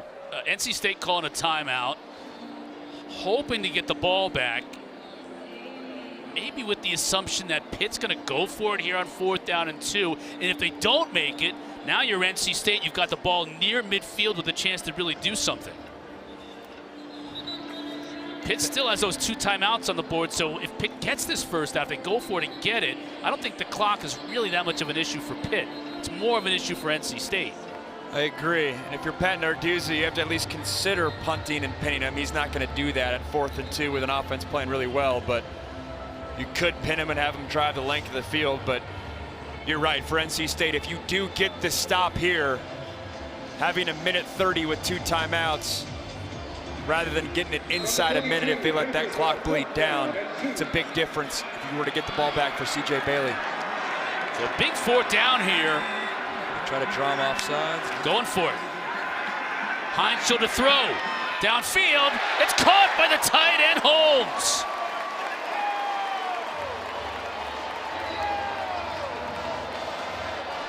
This play call shows you the trust they have in a true freshman quarterback, Mason Heinzel, to make the right decision. It's an aggressive play call in that scenario. When you've had a great offensive half, they're doubling down. Excellent throw and catch.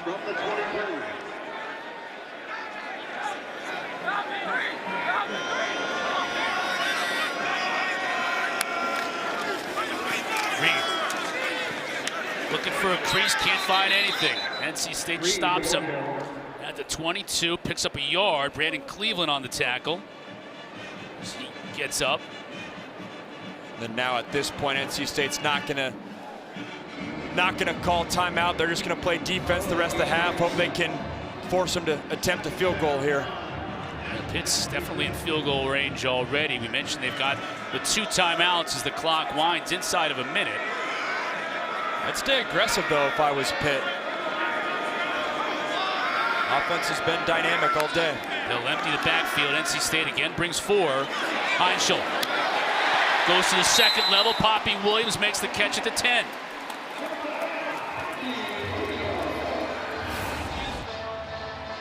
Little over route by Poppy Williams, working right to left. They high-low Caden Fordham, the linebacker, with the tight end in front of him. They squeeze the ball in behind him. Good pass protection by the Pitt offensive line as well. Now Reed in motion at the top of your screen. Heinzel looks the other way. Avoiding the tackle, right to the goal line goes Johnson. Touchdown.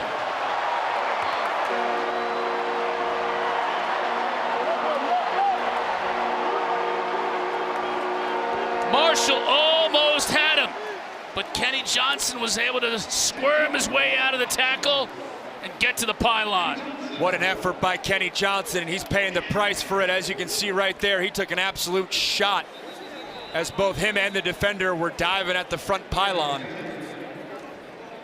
And the question will be, did he hit the front pylon, or was it the NC State defender that was diving to get him that hit the front pylon? Excellent broken tackle there. Oof, that is a big hit. Ronnie Royal delivered the hit right at the goal line. Feet are still in bounds. There's the hit. And feet are not out of bounds, and he falls forward to cross the plane. At least it looks that way. Let's see if that right foot's in or out. That right foot stays in, and then now the question is, where is the ball? And you can't tell in relation to the pylon because Royal takes the pylon out. Man, Ronnie Royal came in there like a heat-seeking missile. Boy, I think it's going to be too tough to say that the ball wasn't over the pylon. I agree. I agree. You just don't have the can't angle. see where it is. It's so bang bang and such a violent hit right at the goal line. You just can't see that the ball is not going to go over the pylon, and the call was touchdown on the field. And Kenny Johnson's momentum still continues to go forward, which helps his cause. It wasn't like he went straight out of bounds. Again, what a big hit. After further review, the ruling of a touchdown is upheld. The ruling is upheld. Now Ronnie Royal is still down on the field as an injured player. He got up. You see where they're looking at him right there on the goal line. Again, that's about 10 yards from where he delivered that hit. So it's a little bit of a concern for the Wolfpack staff. And you see Dave Doran right there standing over his safety. He rolled him over onto his backside. Take another look. He was coming in on fire. Slow-mo doesn't do it justice. You can see how gnarly that hit is with the head. Obviously, you're concerned about his health first and foremost, but it is a safety unit for NC State that's been banged up and battling injuries all season. The bye week helped them get a little bit healthy, but they cannot afford to lose Ronnie Royal. J.J. Johnson and Brody Barnhart, the starting safeties, are out. Increased role for Ronnie heading into this game. Right, they were able to get Jackson Vick back last week. Thought we might see Tristan Teasdale again today. We might now, especially if Ronnie Royal has to go out. It's good to see Royal on his feet. That was a big-time collision. He just tracked right down that goal line, and he knew he was going to meet the ball carrier, Kenny Johnson, right at the goal line, and they met like two locomotives. Royal's going to be able to walk off under his own power into the locker room. That's great to see. We certainly hope he's all right. We've had a number of players on both teams injured in this game. Even on that play, Kenny Johnson went to the sideline holding his hand for Pitt. So we're going to keep an eye on that as well. He's having a massive game, Kenny Johnson, for the Panthers.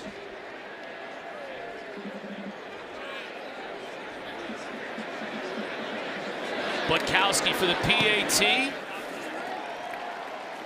Pitt hits 31 here in the first half. And what a huge drive that was for Pitt. You get the ball at the second half. Coaches always talk about the middle eight, last 4 minutes of the first half, first 4 minutes of the second half. What are you doing in that sequence of the game? So big for momentum. Kind of feels like they just stole a touchdown.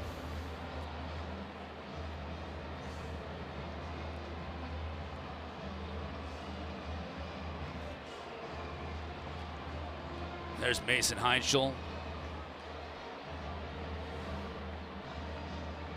Sitting next to his offensive coordinator, Cade Bell. They're looking at the iPad. They do that every possession, it feels like. So often you'll see offensive coordinators up in the booth calling plays so you can see the whole field. Cade Bell says, "No, I got the iPad. I'll stick on the sideline and be able to coach up my young quarterback on the fly." Staying efficient today. 21 for 31.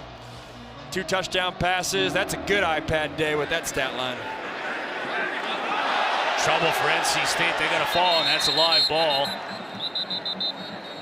And they do inside the 10. That was the last thing Coach Doran wanted to see, a potential special teams mistake with 9 seconds left to go in the first half. We saw that last week in Syracuse when Kenny Johnson took that punt return for a score that completely turned that game on its ear. now presumably NC State will just take a knee, run off these final 9 seconds. Coach Doran and company will head to the locker room to try and figure out how to slow this Pitt offense down. Pitt's going to get the ball to start the second half as well.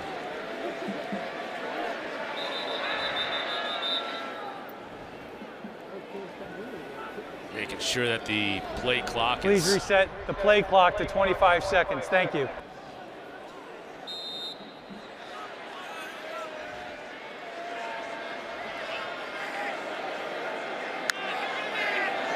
Bailey gives it to Smothers, reverses his field. He's got blockers in front.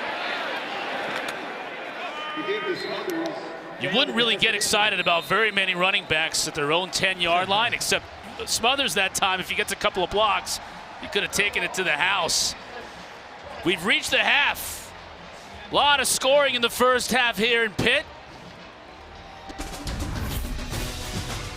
And the last one, Kenny Johnson gets nailed at the goal line, but gets in. Kelsey Riggs Cuff and the gang in studio. Take it away.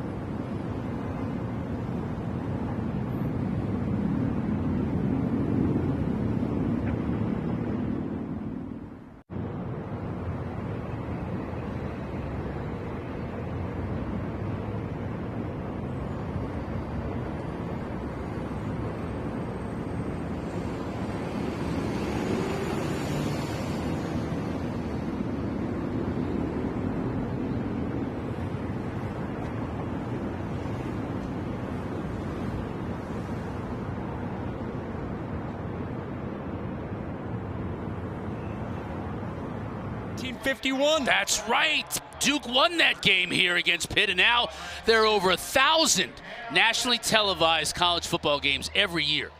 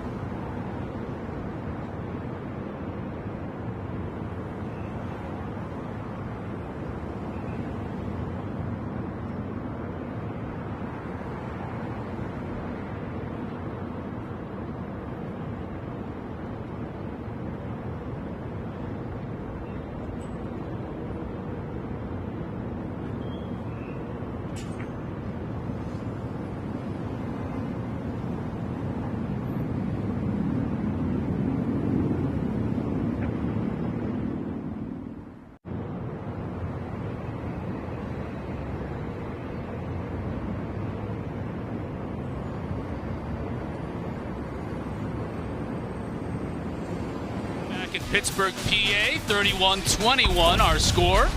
You're watching the ACC on ESPN.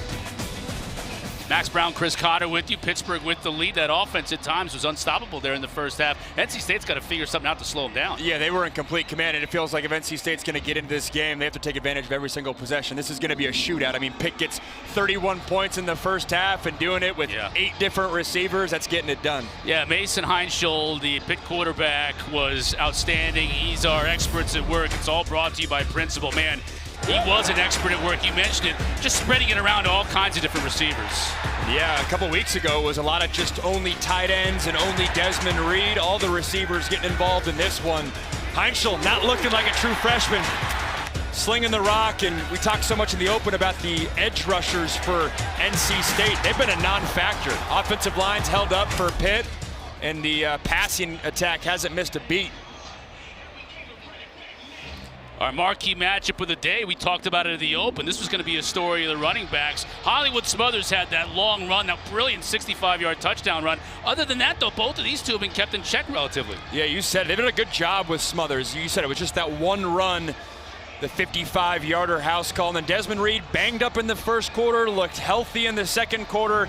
If NC State's going to get back in this game, I think early on in this second half, they have to get Smothers the ball. Yes, they're down in this game, but can't totally abandon the run game, even though it's likely going to be a shootout if they have to get back into this thing. Konachinsky gets us started here in the second half, and Spann is going to give it a shot.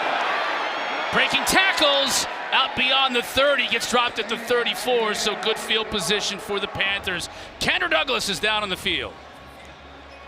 I talked with head coach Pat Narduzzi, and he told me that defensively he's got to see his guys do better. They can't give up explosive plays. They got to execute. He said we have some young guys on the linebacker side, and they need to make plays so that State does not get into a rhythm. When I talked with head coach Dorian on NC State, he said offensively they got to score on each possession. He did tell me that tight end Justin Jolie, who we saw limp into the end zone before the half, will give it a go. Guys. Wow, that is great news for NC State fans. That is for sure. First thing they've got to do, though, here on this possession is get this Pitt offense off the field. Reed gets a couple. Kenny Soares, who's been very active in that linebacker spot for the Wolfpack, on the tackle. Yeah, I don't know what Pitt offensively discussed at halftime. I mean, everything was working for them. Run game, pass game, all the receivers. It's very much just doubled down on what was working for us in the first half. And then on the flip side, for NC State, feels like they got to come up with a big play. Turnover, a strip, something to spark momentum for their offense. Heinschel looking to throw. Has time. Into coverage. And it's incomplete. Tight end Holmes was the intended receiver. Assad Brown on coverage. He was all over.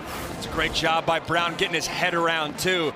This tight coverage is usually what we're seeing from the Pitt DBs. This time Brown, who's oftentimes lined up at the nickel spot, this time he's at corner. Excellent coverage by the redshirt freshman. And if NC State can get off the field here, it would be a dream start to the second half.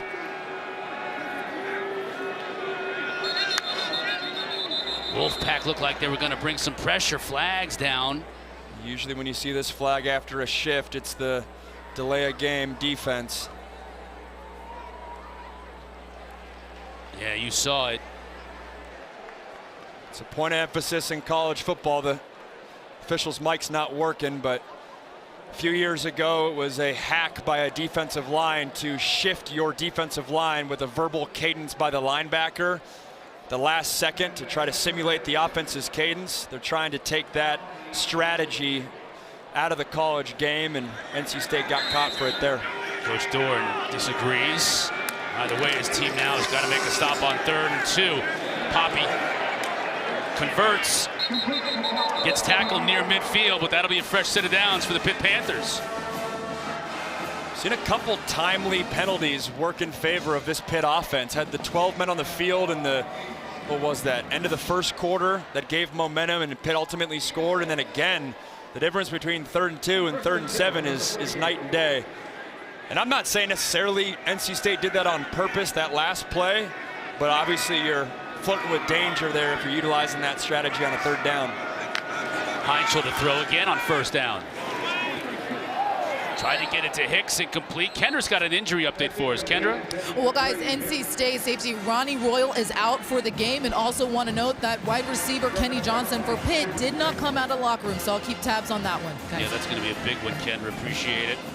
Ronnie Royal is a big one. He got hurt. Both he and Kenny Johnson got hurt on that same play towards the end of that first half. Kenny was having a day. 7 catches, 112 yards. That was just in one half of football. Where they miss him the most to me is on third down, that 3rd and 6, 3rd and 8. He's their big body receiver who can fill in for him. Wolfpack bring 5. Heinzel forced to throw it before he wanted to. Crowd wanted a flag. They aren't going to get it. Zion Fowlerell was the intended receiver. And Devin Marshall in coverage. Good coverage. And I like the no call. It looks like their feet just got tangled. Yeah, that's excellent officiating.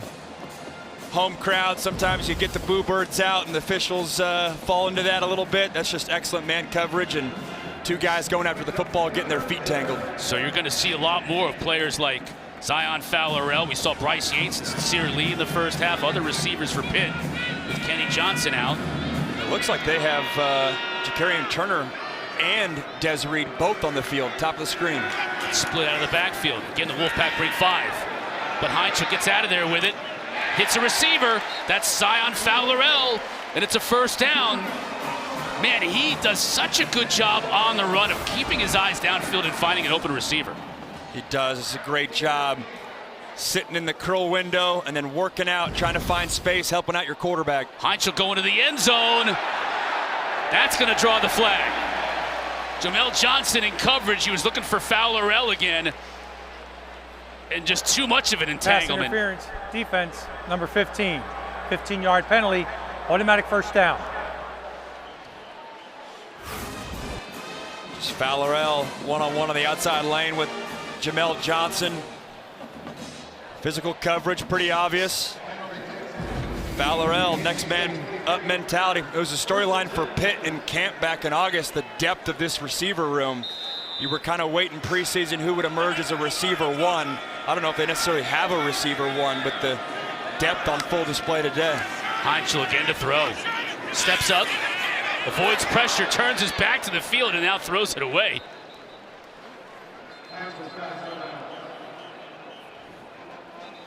DJ Williams is the player who's down for Pitt. It's a little thing, but it's a big part of Heinzel's game. Getting outside the pocket, being slippery. Don't take a sack there. Keep your offense on schedule. We'll take a quick timeout as the staff looks at BJ Williams. Be right back.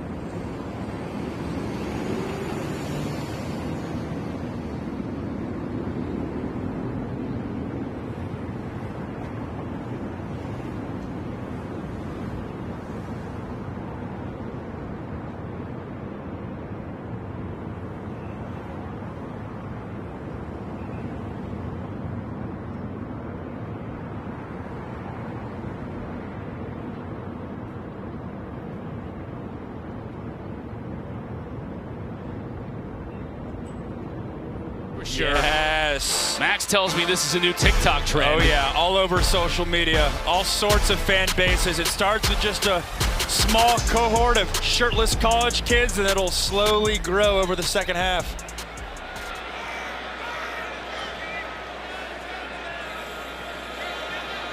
Back to the action on the field, thankfully. Second down and 10 for the Panthers. Heinzel again to throw. Spins away from trouble. Just throws that one at the feet of his receiver, Fowler, or that looked like, couldn't see who that was out there. Brandon Cleveland was the one who put the pressure on him. Malachi Thomas, regardless, again, Heinzel getting out of a sack, but 3rd and long here. There's been no sacks on either side in this game. Have yet to call Keon Sloan or Sebastian Harsh's name, the edge rushers for North Carolina State, for NC State. Can they find a way to get home? Mason's been good on 3rd down, 6 of 8. This is 3rd and 10 though. Pressure. Gets rid of it up in the air, incomplete. Batted up in the air from Jackson Vick. Trying to get it to Poppy. NC State's putting a little bit of pressure on him now. Yeah, I love the call by DJ Elliott, defensive coordinator for NC State. Shift the defensive line, bring pressure right in Heinzel's face. Good coverage behind it, knowing the quarterback's got to get the ball out of his hands quickly. So as a DB, you can break on that football. Excellent job by Jackson Vick, the safety, getting his hand in there to make a play. Butkowski is in to attempt a 41-yard field goal.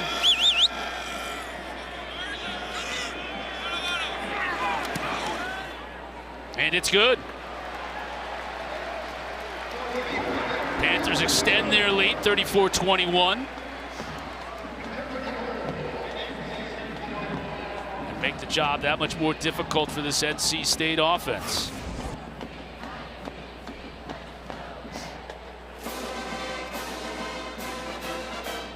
Butkowski's a true freshman as well.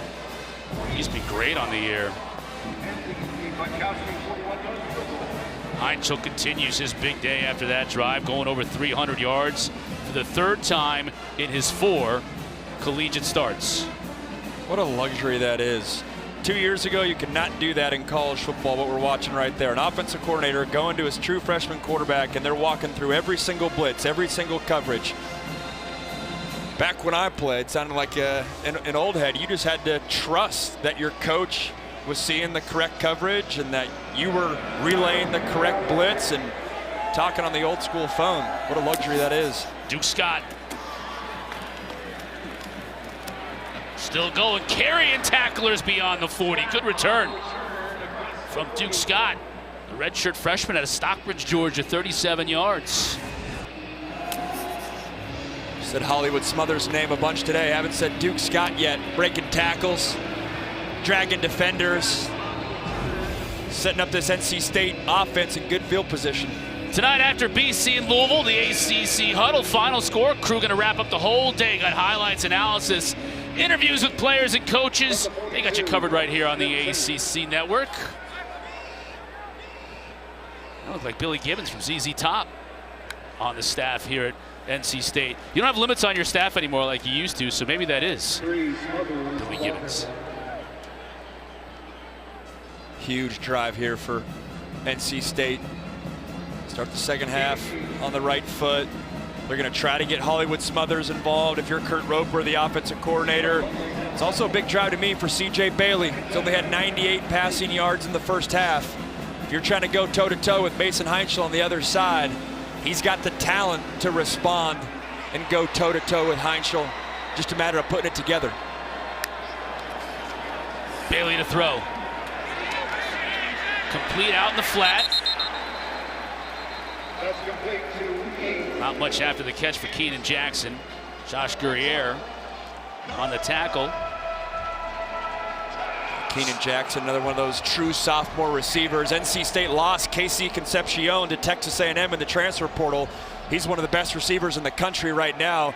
There was a void in that receiver slot for Anderson and guys like Jackson, Noah Rogers, Wesley Grimes to fill in and get more opportunity. Opportunity to pick up a big third down here. Bailey looking to the sideline. Crowd on their feet here at Acrisure.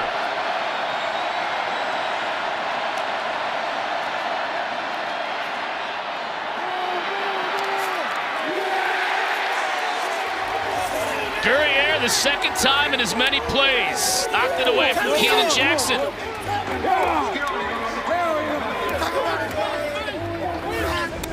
Josh Guerriere, another true freshman for this Pitt team. Tries to get his eyes back enough, gets his hand up there. Ball's a little underthrown, but excellent coverage. They are going to trust their DBs one-on-one. I don't care if you're a redshirt senior or a true freshman. That's the identity of this Pitt defense. 4-3 and out on the day for NC State. Poppy Williams is going to let it bounce. And it's marked dead at the 12-yard line. Pitt with the football, leading 34-21.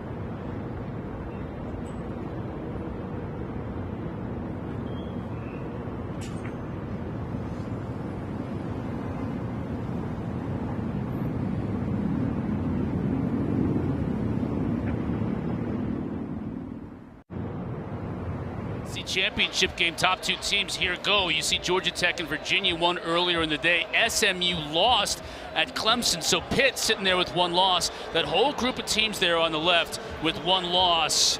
You got to win every single ACC game. You got to look at it and say, we got to win out and maybe get a little bit of help. And you look at what Pittsburgh's got coming up. We're going to be on the farm as they take on Stanford next week on the ACC network. Notre Dame at a conference, and then at Georgia Tech and Miami to finish the year for the Panthers. Yeah, and the fact that Miami right now is sitting as the 7th place team in the ACC says everything you need to know.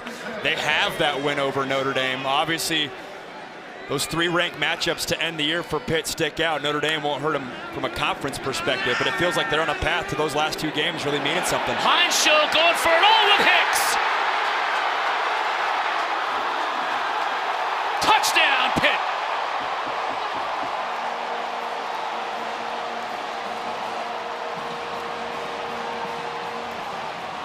Going for the home run shot. Right after a stop, you're dialing up your home run deep post shot to Blue Hicks. And what a dime that was for Mason Heinschel. Puts it right on the money as he has all day long. We haven't talked much about Blue Hicks, but he's the guy that has that top end speed of all the receivers here for this Pitt group. And it looks like Pitt's going to go for Dose. Brought to you by Dos Equis. You're up 19. They're trying to get it to 21, full 3 touchdown game.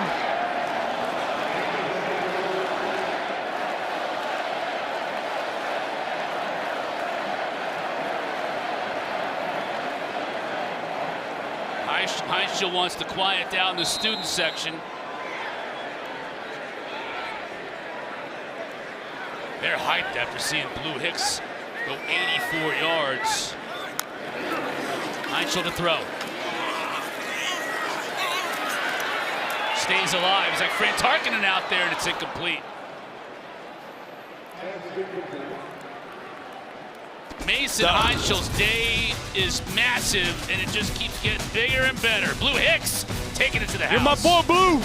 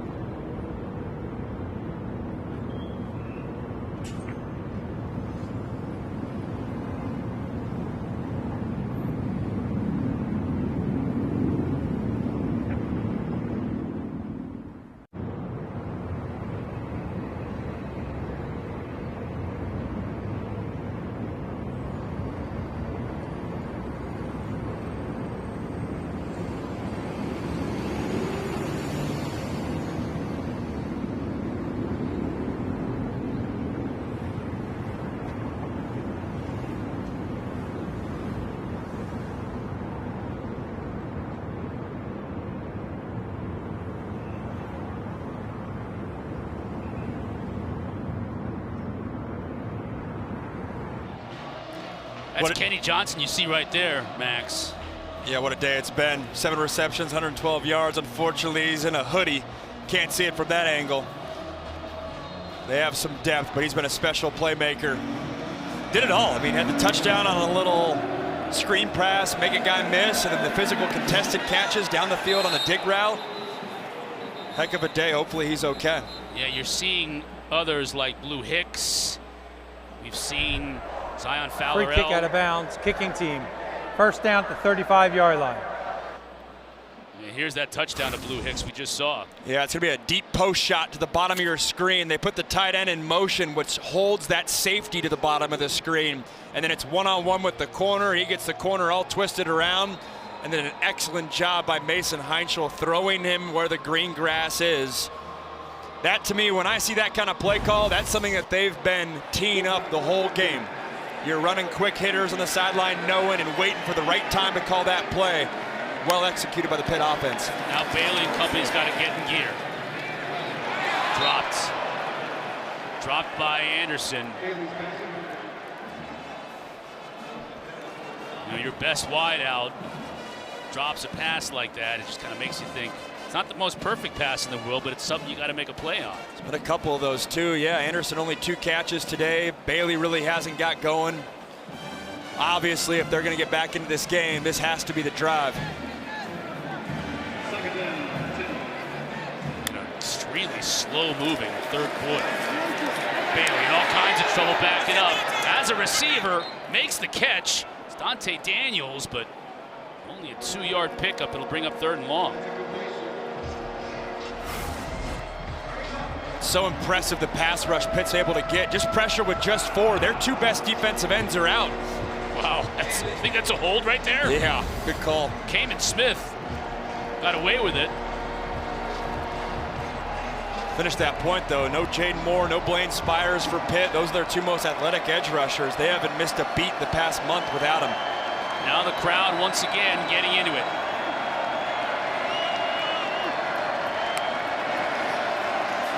Pitt brings just 4. CJ can run. He's got all kinds of room, and he picks up the 1st down. Ball comes out. CJ fumbled it. Pitt recovers. Rashad Battle was the one who came up with it. And Cameron Lindsey, one of those linebackers who's having to fill the void with 2 starters out for the Panthers, forcing the turnover. And the starter we're used to having those rip plays is Kyle Lewis. His backup, Lindsey, takes a page out of his book. That's an excellent job, knowing that a quarterback might not have the best ball security. Cameron Lindsey, like you said, Chris, filling in for Kyle Lewis's shoes and coming up with a huge play. Now does Pitt go for the dagger right away?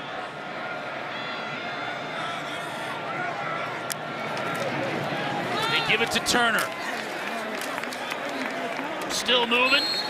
Eventually brought down by Cade Fordham after a pickup of about 6. Feels like one of those days CJ Bailey hasn't gotten rhythm. He's hoping for a response after a bye week and a Notre Dame game where the offense as a whole struggled, but just has not gotten rhythm. But credit the Pitt defense. They've made nothing easy and everything aggressive. Boozy has all kinds of room on the right side. 1st down.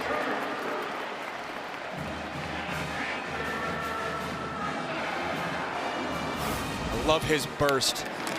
Gets to the outside, wastes no time, and gets upfield.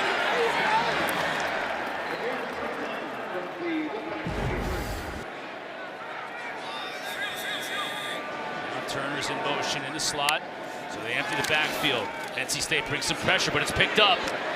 Someone's open. Poppy makes the catch, and they say he's going to be down. Crowd didn't agree with it. Let's take another look at it. Williams goes into the end zone anyways, just for good measure. This was like a full breakdance move.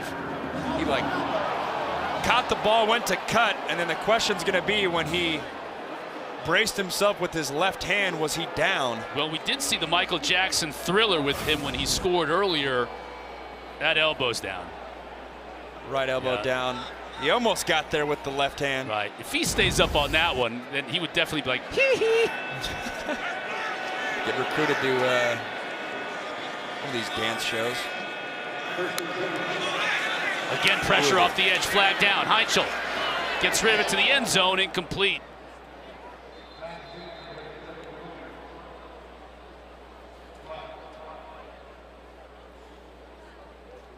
They're going to get Jake Overman, the tight end.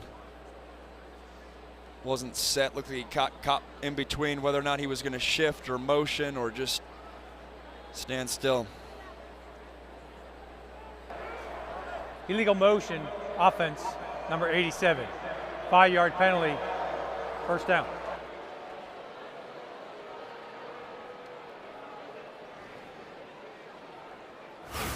Penalties are the only thing that seem to be able to slow this Pitt offense down tonight. It's one of those things, you can't tell if it's a miscommunication where the quarterback forgot to shift him or a mental mistake by Overman, but you said it. It's really the only thing that slowed down this Pitt offense today. 1st and 15. Jakiri and Turner in the backfield. They've been riding him on this drive. He gets some tough yards up the middle.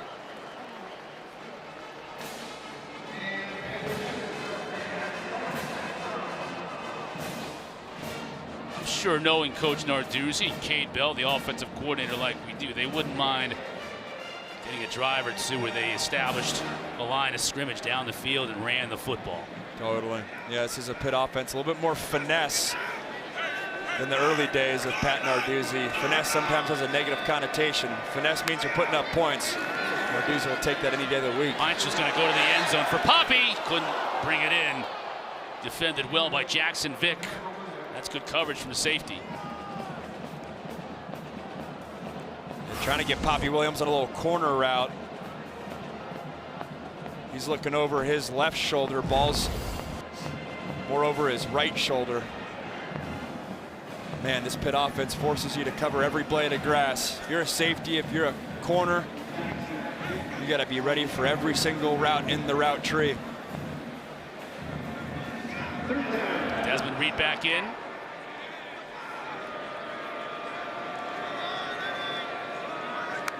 Heinzel to throw. Shoots that one over Desmond's head. Caden Fordham in coverage. The guy that Coach Doran loves. Calls him a linebacker's linebacker. Doesn't even know what the word pain means. Old school guy. Went to the Bowles School near Jacksonville. Team captain. Bukowski in once again. This time he's going to attempt a 35-yard kick. See what he's done on the year. 17 of 18, including his only 2 attempts so far today. And he remains perfect.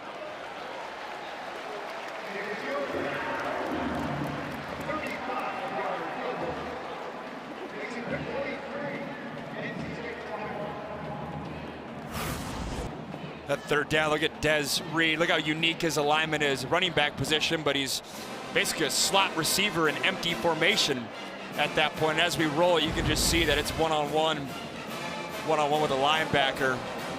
But why do you line him up 5-6 yards behind the line of scrimmage as opposed to just like you typically would in the slot, just off the line of scrimmage? I think it allows you to get to more run game concepts. So at that point, he still is a threat to come back into the box and run the ball, or like a jet sweep or something like that. And then it also, just from a timing standpoint, when he's that far back, it allows you to do some interesting rub routes when the receivers have a head start. It's growing though, Chris. Check it out. I guess. Don't show that picture when you're talking about rub routes ever again. We got 2 sections there. You blink, it'll be 4 here soon. Duke Scott leaps over defender, tries to spin free. Flags down. Scott goes down to the 22.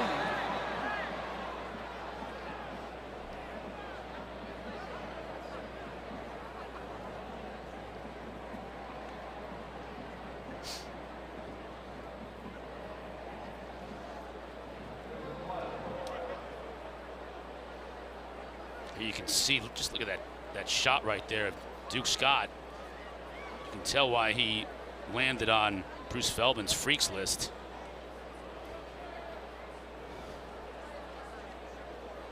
I wonder how you research for that list. It's a lot of work. Bruce Feldman puts out what, top 100 players every offseason? The freaks? Yeah, probably start with strength and conditioning coaches. But they're all biased, you know? They all think they got freaks because it's part of their job, no right? No doubt, to make them freaks. I like that. During the return, personal foul, illegal block below the waist, kicking team, number 21. 15-yard penalty added to the end of the play, first down. Yeah, that is possible these days to get an illegal block as the kicking team. Does happen.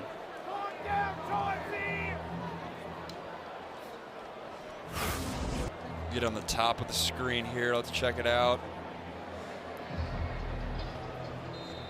Yep, going down below. Not a ton there, but Shadarian Harrison, backup cornerback, guilty on special teams.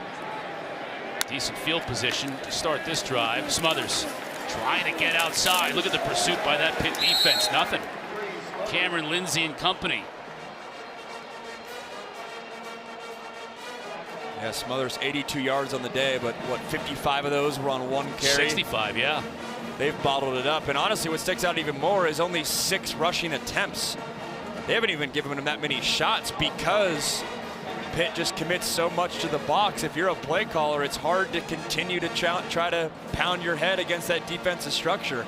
It's on C.J. Bailey to try to make him pay with his one-on-one matchups on the outside. To Duke Scott.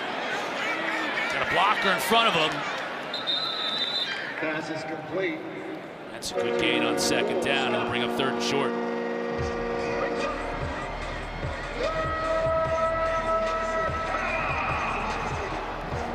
These Pitt linebackers have not missed a beat. Seeing Cameron Lindsey right there. I mean, they're without arguably two of the top 5 linebackers in the ACC, with Rasheem Biles and Kyle Lewis. Nick Lappy in there, Manuel Taylor, Cameron Lindsey, haven't missed a beat. Jet sweep. Nothing doing. Kavir Baines-Marquez stayed home, and it's 4th down. Look at how fast Baines-Marquez triggers. He knows what they're trying to do. Little jet sweep action. It's the safety's job to come up and make a tackle in the alley. He does exactly that.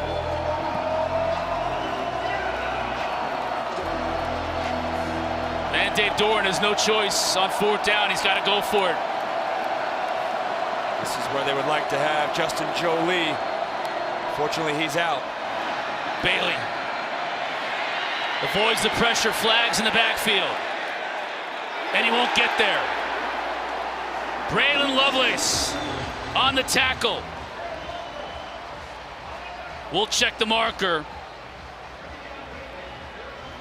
But I have a sneaky suspicion this is going to be a hold and decline. There are 2 fouls on the play by the offense. Holding number 64, correction 54, holding number 65. Fouls off, or correction, fouls are declined. 1st down, Pitt. This Pitt defense just continues to turn up the heat. C.J. Bailey flushed out of the pocket and a clear hold there on the left side by Jacarius Peak, and then Braylon Lovelace finishing him off. He's the one linebacker, a guy that will also have a shot to play on Sundays. Normal guys are out next to him. He's that anchor in the middle. Good to see P.J. Williams back in the game. 55 in blue. He was shaken up in that last possession.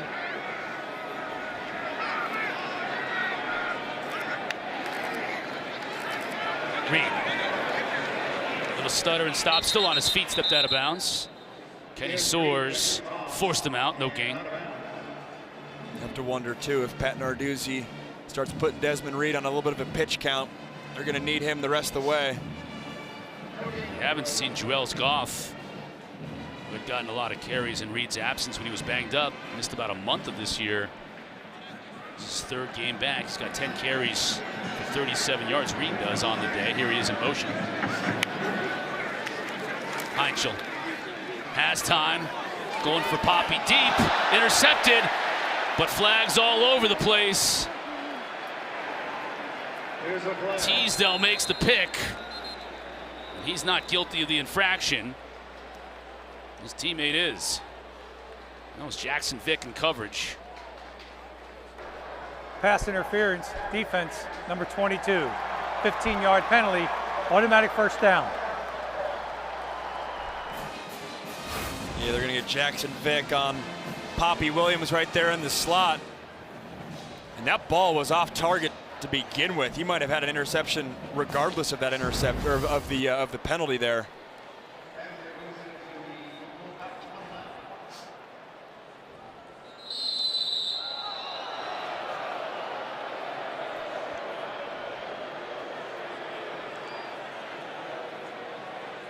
Clock running to 4 minutes left in this 3rd quarter, an interminable 3rd quarter. Span in motion. He's going to block for Reed. Trying to get to the outside. Slips 1 tackle, but can't avoid the pursuit. Only picked up 2. You said it, though, Chris. We're at halftime, okay? NC State was down in the game, but it felt like, hey, they're 1 touchdown away from being right back in this thing, and Pitt has completely dominated this 3rd quarter. 2 of the 3 touchdowns scored by NC State were on long plays. The Jolie, the double pass to Jolie. And then the 65-yard jaunt by Hollywood Smothers. So you knew they had the big play in them. It's just it's finally caught up with them here. And defensively, they just have not been able to slow down Pitt all day long.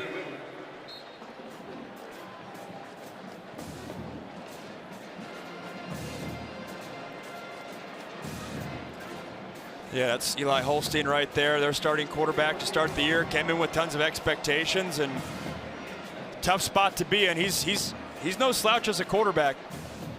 Former Alabama commit, was there for a year. He's got a lot of talent, and I do think Pat Narduzzi deserves a lot of credit, though. That's a tough decision to make. You bench an accomplished quarterback in Holstein, go and risk and take a gamble, as he said with Heinschel.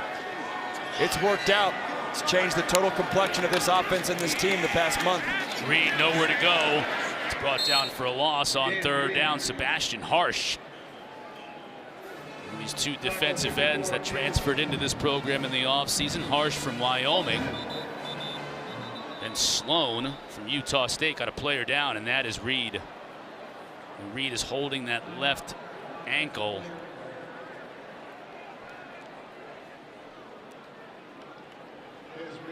Seen him hobbling off multiple times today. This one obviously looks much serious as we get a replay here. Let's see if he gets rolled up on it all.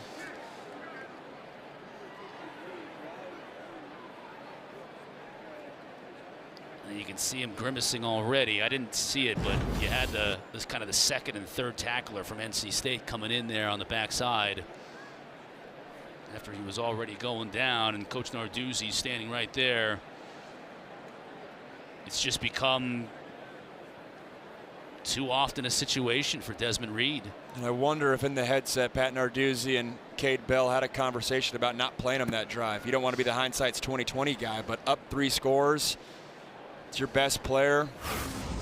Have to think Narduzzi's talking about that with his staff on the staff, or on the headset. Yeah, just like an awkward cut, felt like right there.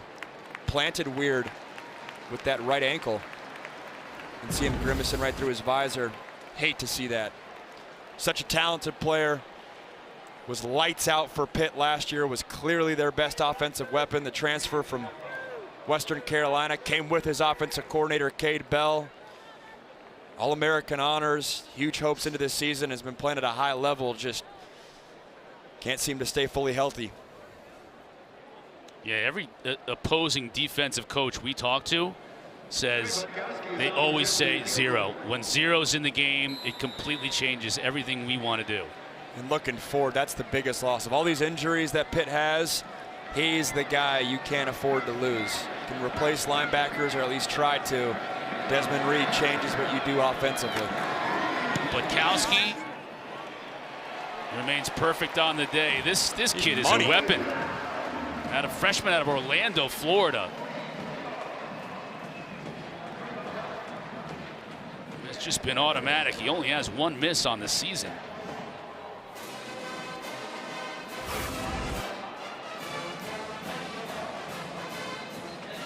Confident stroke right down the middle, plenty of leg. This true freshman class for Pitt, doing some things. GM, head of recruiting, deserves a little bit of a raise.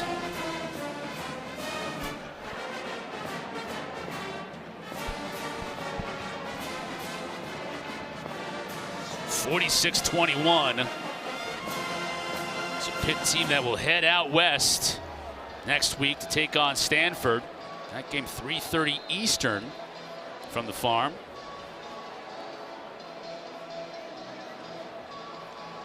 What these 2 teams have done here in this 3rd quarter.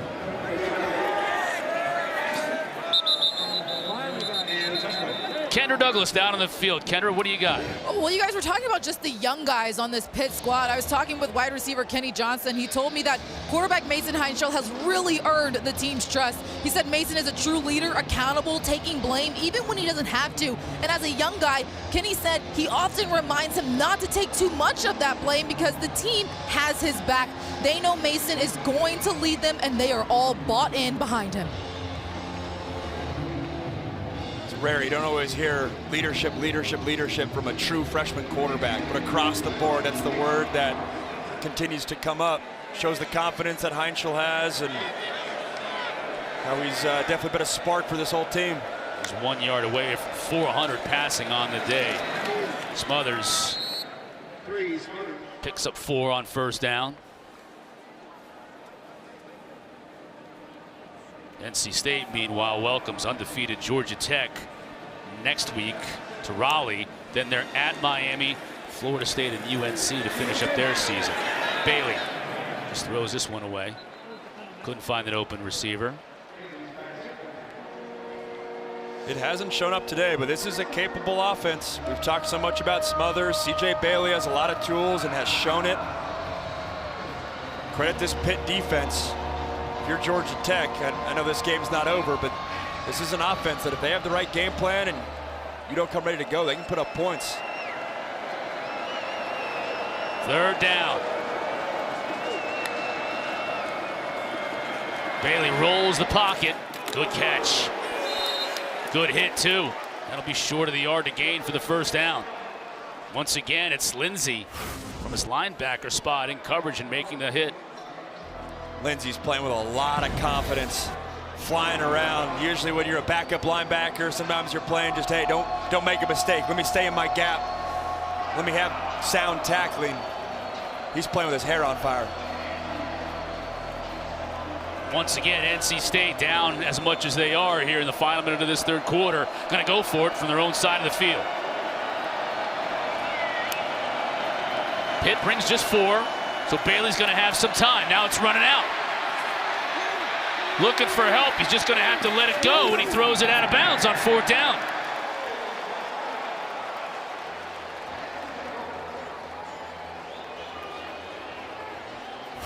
This is just phenomenal team defense. The 4 rushers get home, create chaos in the pocket, and there is nowhere to go with that football. Tight man-to-man coverage down the field. It's been the story of the day for CJ Bailey. They've not been able to get the passing game going, and it's not because they don't have talent or the pieces. It's because this Pitt secondary, they're confident in the scheme that they're running. They're playing aggressive, and they are making you earn every single inch.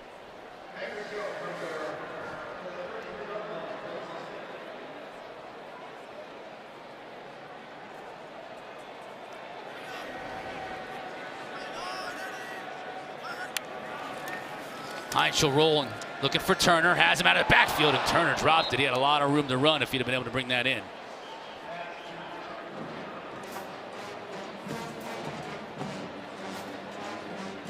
This offense just stays on the gas. It's part of their identity, their DNA.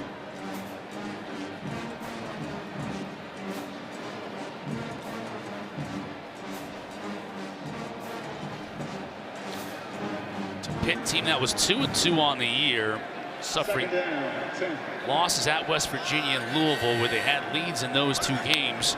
Then on a bye week, it changed entirely when Heinschel, a true freshman, made his first start against Boston College. They hadn't lost since. Yeah, I mean, 5 wins on their way to a 6th, and it's no exaggeration to say those are 2 games that they let get away. If you're a Pitt fan, this could easily have been a 1-loss or no-loss type of team. And remember, this was a Pitt team preseason when Holstein was the man. A lot of people had them as a ACC dark horse or maybe even a CFP dark horse, given how strong their roster was top to bottom. We'll head to the 4th. The big blow in that third quarter. Heinschel, the freshman, fighting Blue Hicks. All Pitt as we head to the final stanza.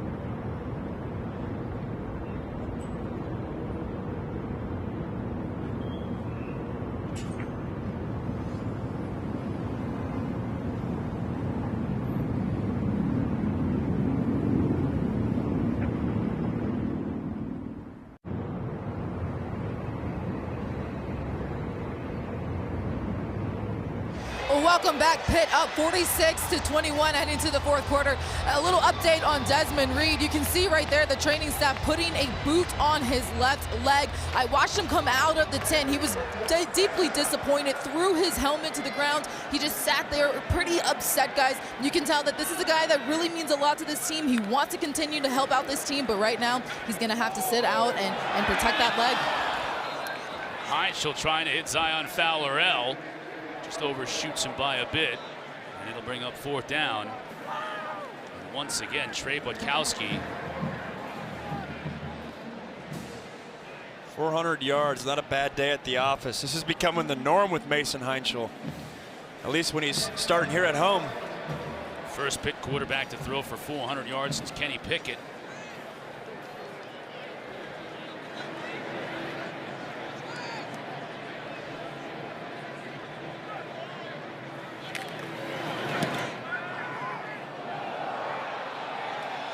This time, Butkowski pulls it. Pitt still leading, though, 46-21, early fourth.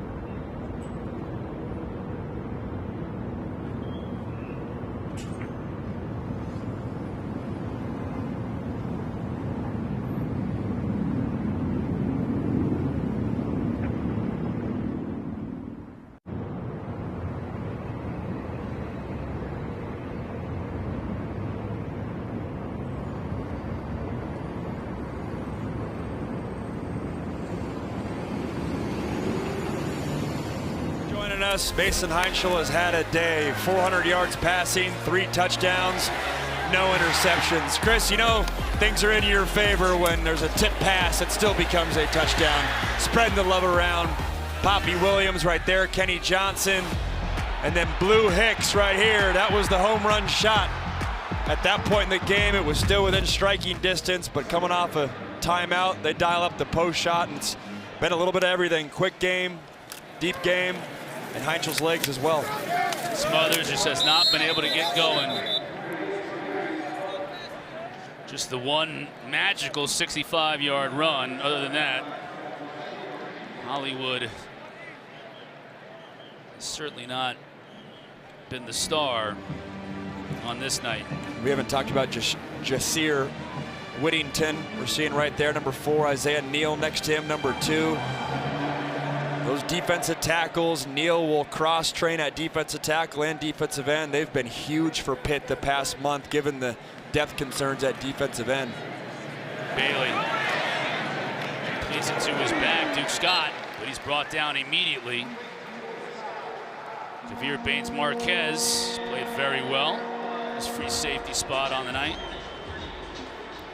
This secondary just does a phenomenal job about not giving up the big play. They do not give deep posts, go balls. There's been nothing of that from NC State. Everything's been underneath, and they're rallying towards it, making tackles, keeping the offense in front of them, and that's why they're in scenarios like this consistently. 3rd and 8.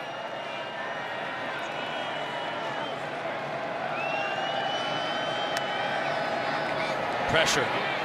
Bailey eludes it. Dives forward. He'll pick up the first down.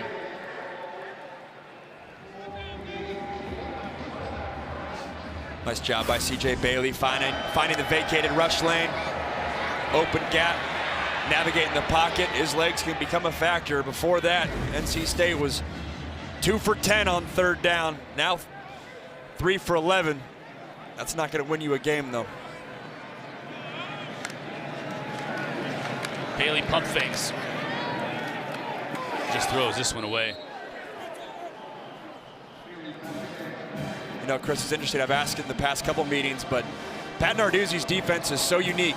Most defensive coordinators are not this aggressive. They don't sell out for the box that much. And I've asked Dave Doran, I asked Fran Brown last week, why do you think defensive coordinators across the country don't take a page out of Pat Narduzzi's book and become this aggressive? And it's just a risky strategy. As a head coach, you're going to have more penalties. You're leaving yourself vulnerable down the field and putting your corners on an island. But when you got good ones like Pitt has, they haven't paid the consequences for that because they're so talented.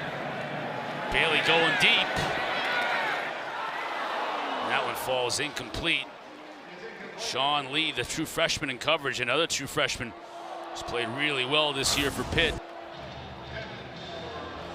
Yeah, they like this young man. Got his first start against West Virginia early on in the season. They knew he'd have a role this season. Didn't think he'd be the impact player he is, and it's given him great depth at corner. He's high pointing it there, and they'll need that in November. You got Sean Lee, Lynham, Rashard Battle, Harrison. They can go 4 or 5 corners deep.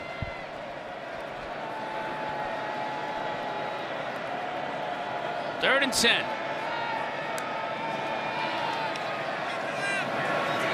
Bailey can run for miles if he chooses to, and he does. Gets out of bounds. Bailey scrambles and He's going to be right at the marker. They're going to move the sticks.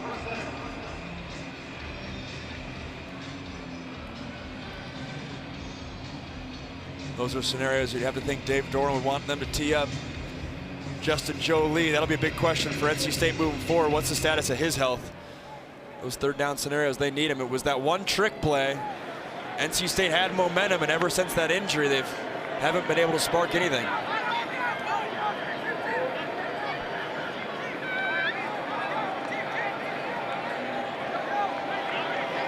Play clock inside of 3, 2, 1. Now Bailey's going to have to call the timeout.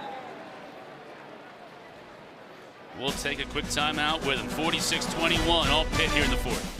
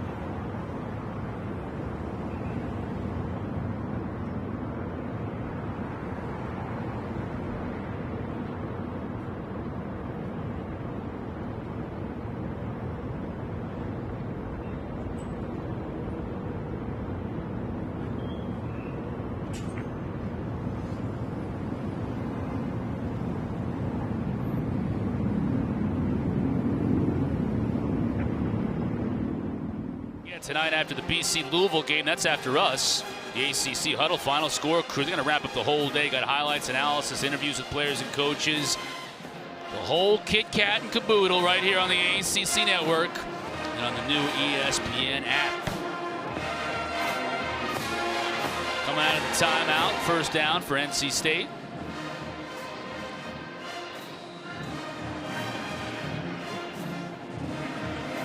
NC State team and just the meat of this Primanti sandwich in their schedule. Notre Dame last time out.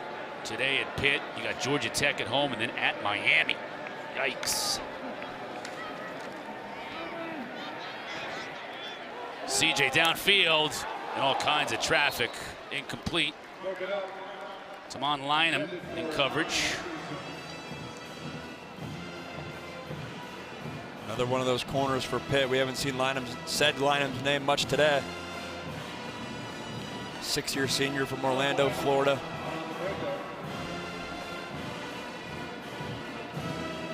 Lynham shaken up a little bit after that effort. Second down and 10.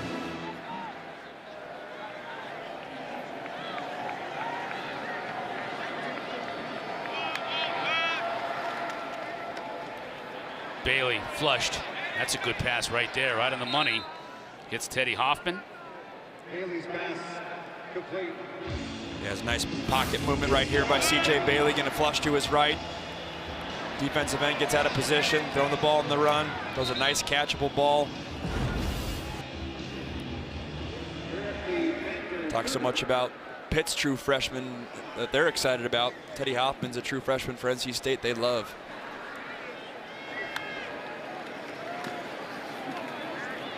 Bailey has time, steps up. Defender falls down, and Hoffman's going to easily score.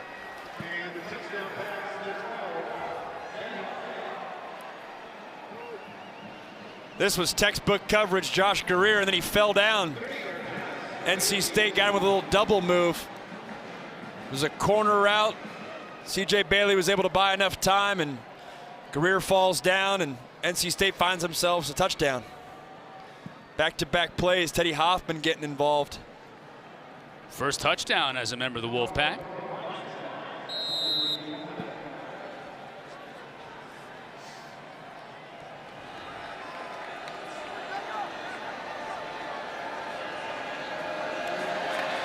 Mindset adds the point.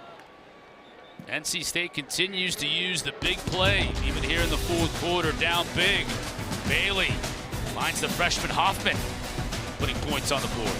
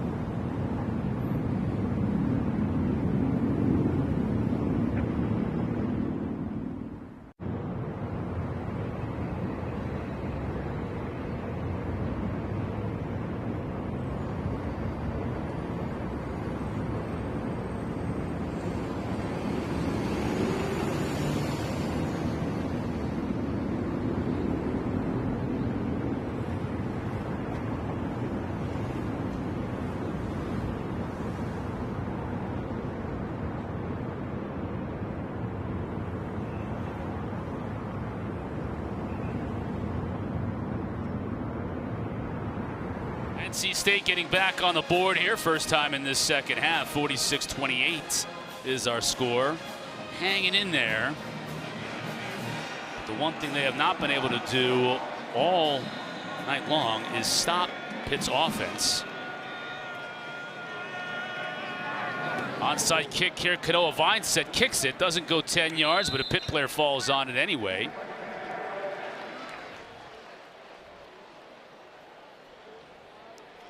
So many people across the country are getting to know Mason Heinschel, but if you don't, I'll tell you a little something about him. Oregon, Ohio. It's outside of Toledo, so it's 58 miles from Ann Arbor. Grew up a Michigan fan.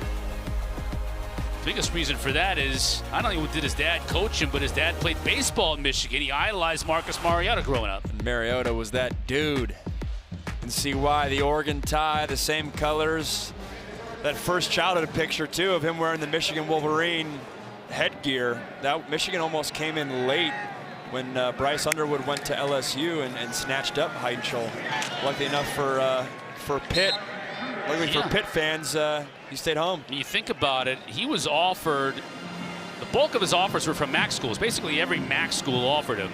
And then to your point, Michigan came in late, but that was the only Power 4 offer that he got other than here at Pitt. And Cade Bell had been on him, just loved him from the start. And it's been a match made in heaven here in these last 4 games. Watch out on the backside. Pressure coming, but he gets rid of it to Turner. And there you see some of Turner's skills in the open field. Tackled at the 30, first down. Again, does a good job getting the ball out of his hands before pressure gets home. Just a beat. Good job by Trey Thomas for NC State. But yeah, back to that point, it was cool talking with Cade Bell, his offensive coordinator. You know, sometimes when you talk with OCs and they'll kind of say, with young quarterbacks, it's a guessing game. You never really know what you're going to get and how guys are going to adjust to the next level. It felt like Cade was like, no, we knew we had a diamond in the rough, and we were shocked that he was not getting more recruiting attention at the national level, but they're obviously reaping the benefits of that.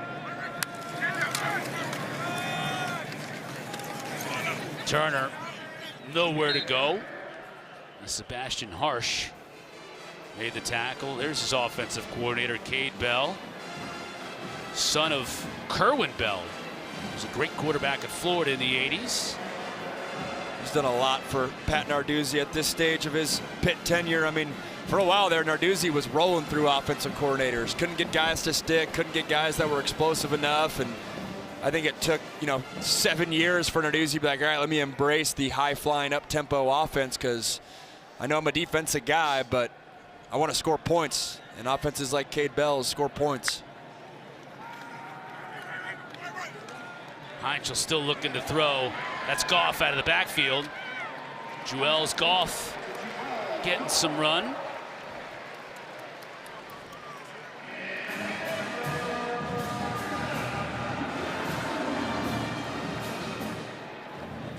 Much of this season, Goff and Turner have been the 1-2 with Reed's injury. Goff got a lot of work last week. He's a talented back. Looks like he'll have a bigger load moving forward.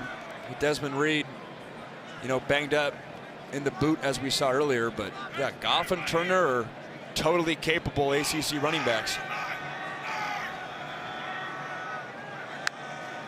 Heinschel play action. Pressure comes, he eludes it. Now rolling the pocket. He's going to get what he can on his own before stepping out of bounds. Pickup of maybe 3. 7th time in the red zone in this game for Pitt. NC State, mentioned the big plays for the Wolfpack. They've yet to enter the red zone. Yeah. Literally, 6 for 7 on the day in the red zone for Pitt? That's an incredible mark. NC State, yes, they have 28 points. Haven't been in the red zone once. But for all the reasons we've said, passing game hasn't been getting going. Hollywood Smothers outside of the one rush didn't really get going. None of these receivers. Yes, we've called Teddy Hoffman's name a couple times, but also lost their leading receiver, Joe Lee, in the first half. Had the big play on the double pass, but got injured on that play. We haven't seen him in the game since.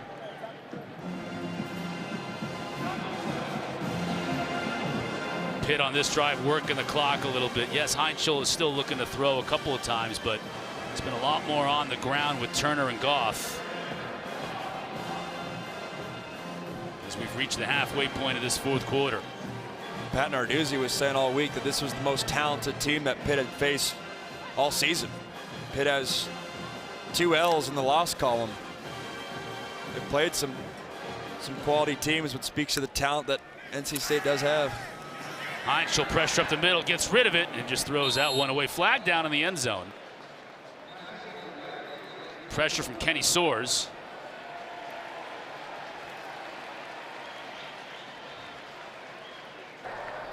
Holding, defense, number 19. Half the distance to the goal, penalty, automatic first down. Call's going to go against Tristan Teasdale. An automatic first down for the Panthers. Teasdale, one of those young safeties, having to play because they're so banged up at that position group.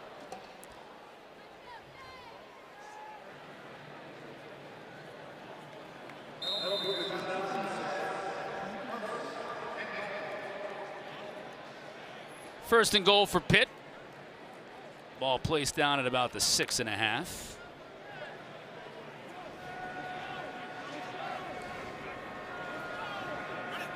Turner's got 1 touchdown today, looking for another one here, and he'll get it.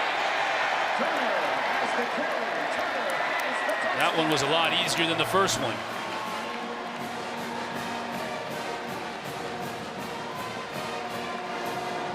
Pitt's been doing it all day long, making it look easy. Passing game's been working, and then the ground game as well. Excellent vision again, that patience and the burst. See why they're excited. Great job on the offensive line too. Haven't talked about them a bunch, but it's a thin group. That left side is out. Jeff Percy, their starting left tackle to start the year, and Keith Gueva, starting left guard to start the year. Not missing a beat.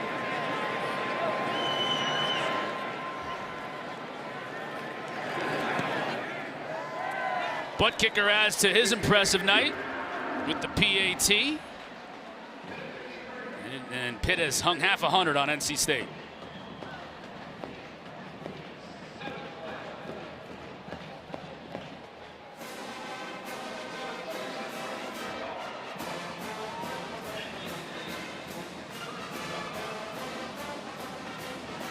But that man right there, Coach Narduzzi, has to kind of guard against this week is Pitt feeling too good about themselves and getting on a plane and going across the country out to Stanford next week.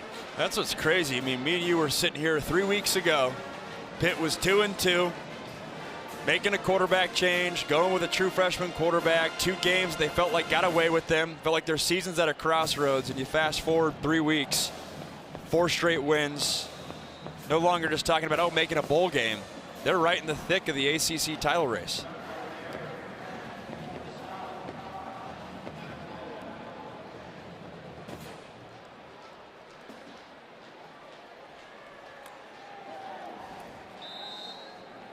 Colson Fields on the return.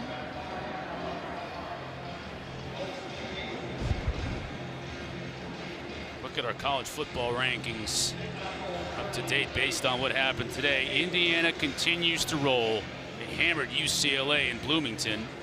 Alabama and South Carolina at Williams-Brice tied right now over on ABC. There's no way you're going to watch that game instead of watching us. There's no way that's going to happen. The people just want to hear Chris Cotter, you know? That's what they want. Haynes King had a huge day. Tech won. The Texas A&M LSU game will be interesting. Huge moment for Marcel Reed. Texas A&M's quarterback was 8th in Heisman voting last week, now up to 4th. If he goes out and outduels Garrett Nussmeier, that'd be a statement win for the Aggies. Noah Rogers on the completion.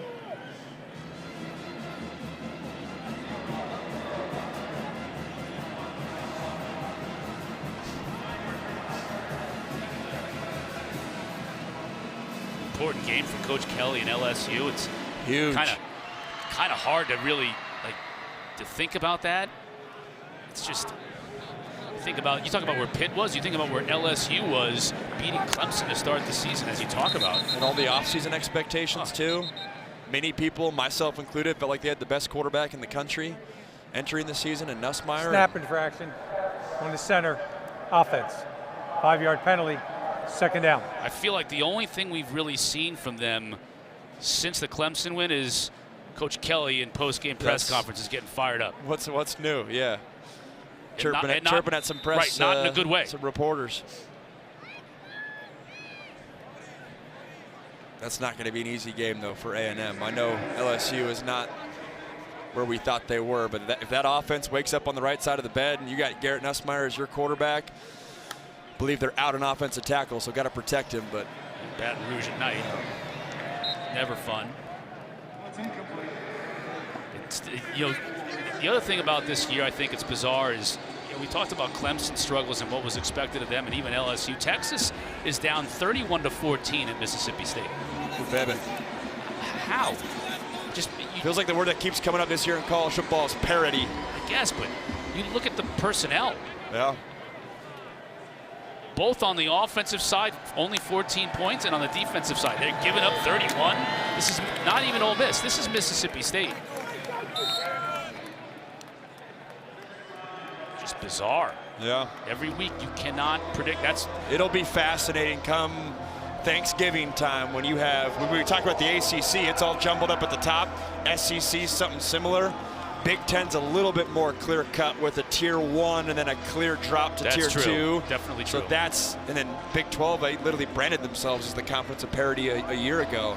My point is, though, and I've said this before, it feels like this could be the first year where we see a 3-loss team potentially backdoor their way into a playoff berth. Bailey on the run. Trying to go deep. He's got a man down there and throws it out of bounds. Hoffman had broken free, but Bailey couldn't get it to him on the run. It'll bring up 4th down. Yeah, and in terms of that tier 1 for Big Ten, I'm saying, yeah. You go Indiana. I still put Oregon in there and Ohio State. Right. Even though Oregon has the loss. And then it drops from there.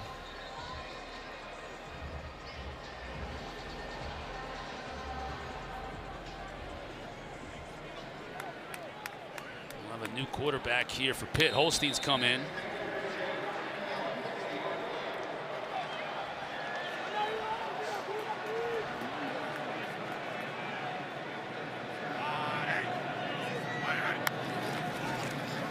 Pitches it to Turner.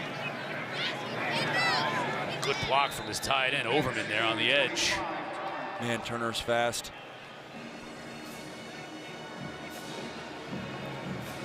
Tough spot to be in if you're Eli Holstein. I mean, you come into this year feeling like you're the guy, and his stats were not poor by any means. He wasn't playing awful football. Pat Narduzzi was looking for a spark, and it's looking like Mason Heinschel's obviously the future. Holstein's got a lot of talent. I would imagine there's going to be a lot of programs trying to have him go be their quarterback next season. Carries this one to the 1st down. Here's the other thing with Holstein, is if the last 2 weeks are any indication, all these injuries, I mean, he's 1 snap away from having to take the reins back for this Pitt team, a team with just 1 loss and playing to get into a championship game. Without every a doubt. week. One thing we don't always talk about, too, in college football, we talk about it in the NFL, but not college football, is the salary cap and NIL. I'll get to after this play. Turner going to find just a little gap, and he scoots through for about 4. But from the NFL lens, we talk about, they went in the offseason, got a big free agent acquisition. They invested a lot of money in that kind of guy. For a guy like Holstein, there's a lot from an NIL standpoint they had to invest to keep him here and happy. And I think it's safe to say he's probably the most expensive guy NIL-wise. Deservedly so. He had a great year last year. But my point is, if you're Pat Narduzzi assessing that as you're looking into November, is, hindsight's 20/20, but is that an extra offensive lineman you could have used those funds for if you knew what you had in Heinschel? Obviously easier said than done, but very much a factor nowadays with college football. Turner. Getting on the hip of those offensive linemen and pushing forward to the 10. That'll be 1st down. It'll be 1st and goal. Another red zone trip for this Pitt offense. Yeah, that quarterback room at Alabama when Eli Holstein was a freshman, you had him. Julian Sand came in during their bowl game, Ohio State starter. You had Jalen Milroe now at the Seahawks. You had Ty Simpson. Many people are thinking he's the best quarterback in college football right now. Loaded room. believe Bryce Young, too. Left out the Heisman Trophy winner. That's how you know it's a great room. Holstein up in the air. It's intercepted. Teasdale still going. Now he steps out of bounds. And Tristan Teasdale, who had one called off due to a penalty earlier, now gets his INT. Don't forget, coming up next at 7:30, we might be done by then. Louisville and Boston College. From Louisville. Should have a good crowd there. They always do at night games. Not only on the ACC network, but on the ESPN app. Louisville coming off a huge win versus Miami on that Friday night. I mean, Chris, we had them, what, week 2 or week 3? It feels like their offense has hit a new stride past few weeks. Miller Moss settling in.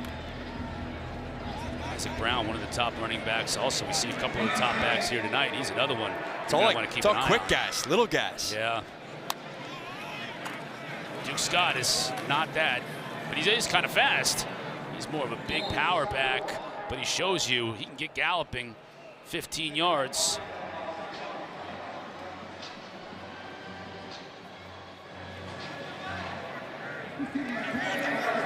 Duke Scott, a redshirt freshman, good-looking athlete. Carries it again. And the pads popping. Picks up a yard. That brings us to the 2-minute timeout.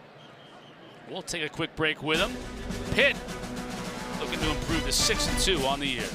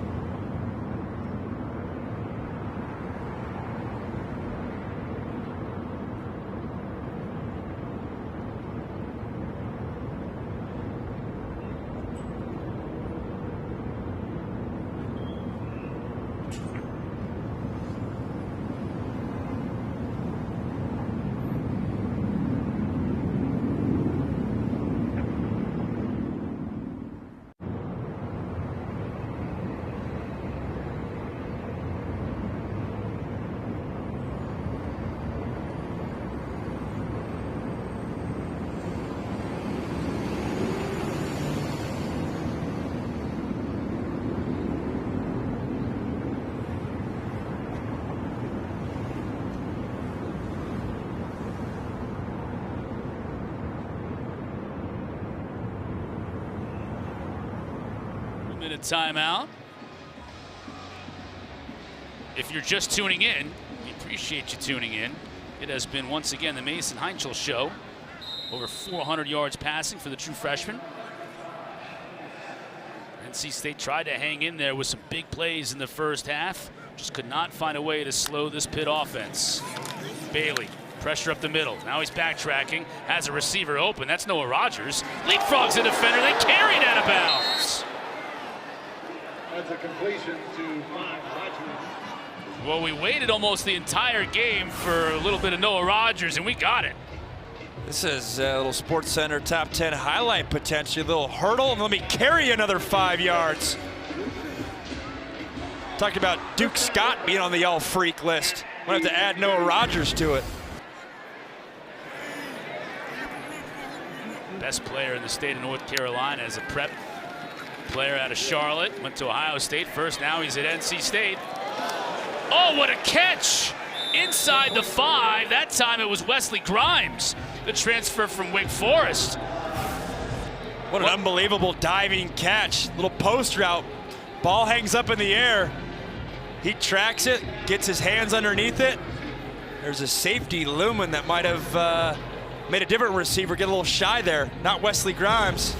Heck of a catch. First trip inside the red zone all night for NC State. On 2 big plays, first Rogers, then Grimes. Here we are.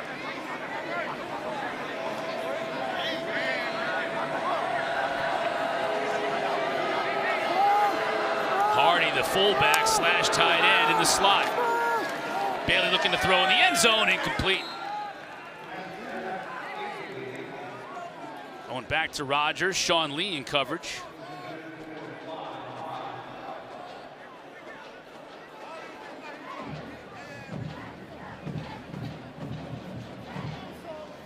That conversation was with the official there.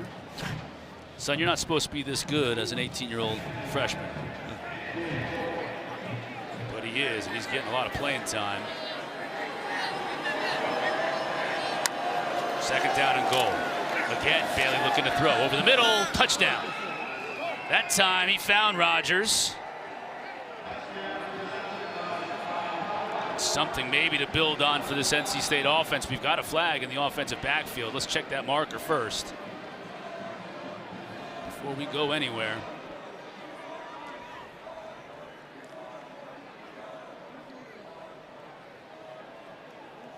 This may be roughing the passer on Pitt. The officials are checking in with Coach Doran as to what he wants to do. The ruling on the field is a touchdown. After the play, personal foul, unnecessary roughness, defense, number 39. That 15-yard penalty will be assessed on the kickoff. Gracio might have had a hand to the face on an offensive lineman. That's where the personal foul comes in. NC State's going to go for Dos. Brought to you by Dos Equis. Will Wilson in the game. We saw earlier a designed run for the true freshman quarterback from Columbia, South Carolina. And they're going to bring in a bigger back, Darius Johnson, as well.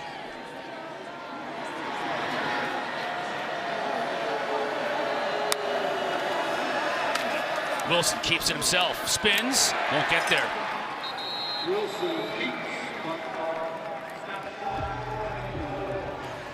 Max, take a look at this touchdown and let's talk about Bailey's throw, slinging this thing into the back of the end zone. Yeah, it's nice timing. Gets the ball out before his receiver is out of his break, little back end dig line, dig route. These are the types of throws and connections I think we were hoping to see more of, or expecting to see more of. Only saw it late in this drive. Said it before, CJ Bailey has all the tools. He's got some weapons. Noah Rogers might have an elevated role in the weeks ahead if Justin Jolie is out. But not enough of those types of plays today to stay in this ball game.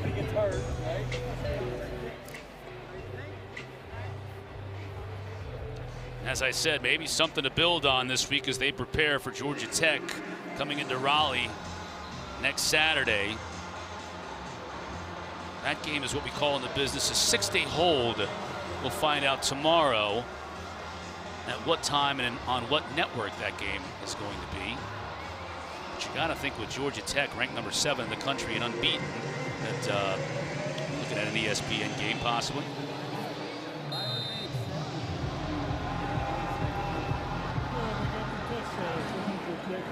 The ball moved up. Vineset is going to kick a roller. Picked up by Blue Hicks. Thought he was out of bounds. Now he went out of bounds. Final 56 seconds for this Pitt offense.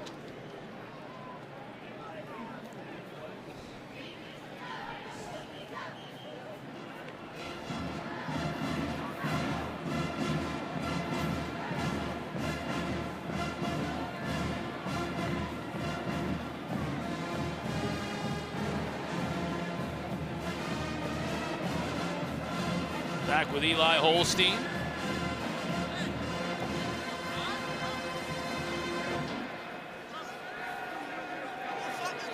Got hometown kid Caleb Williams in at tailback, 30 in blue.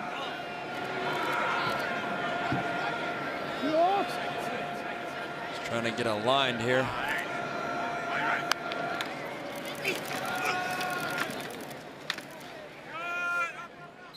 Williams takes it forward for about 3.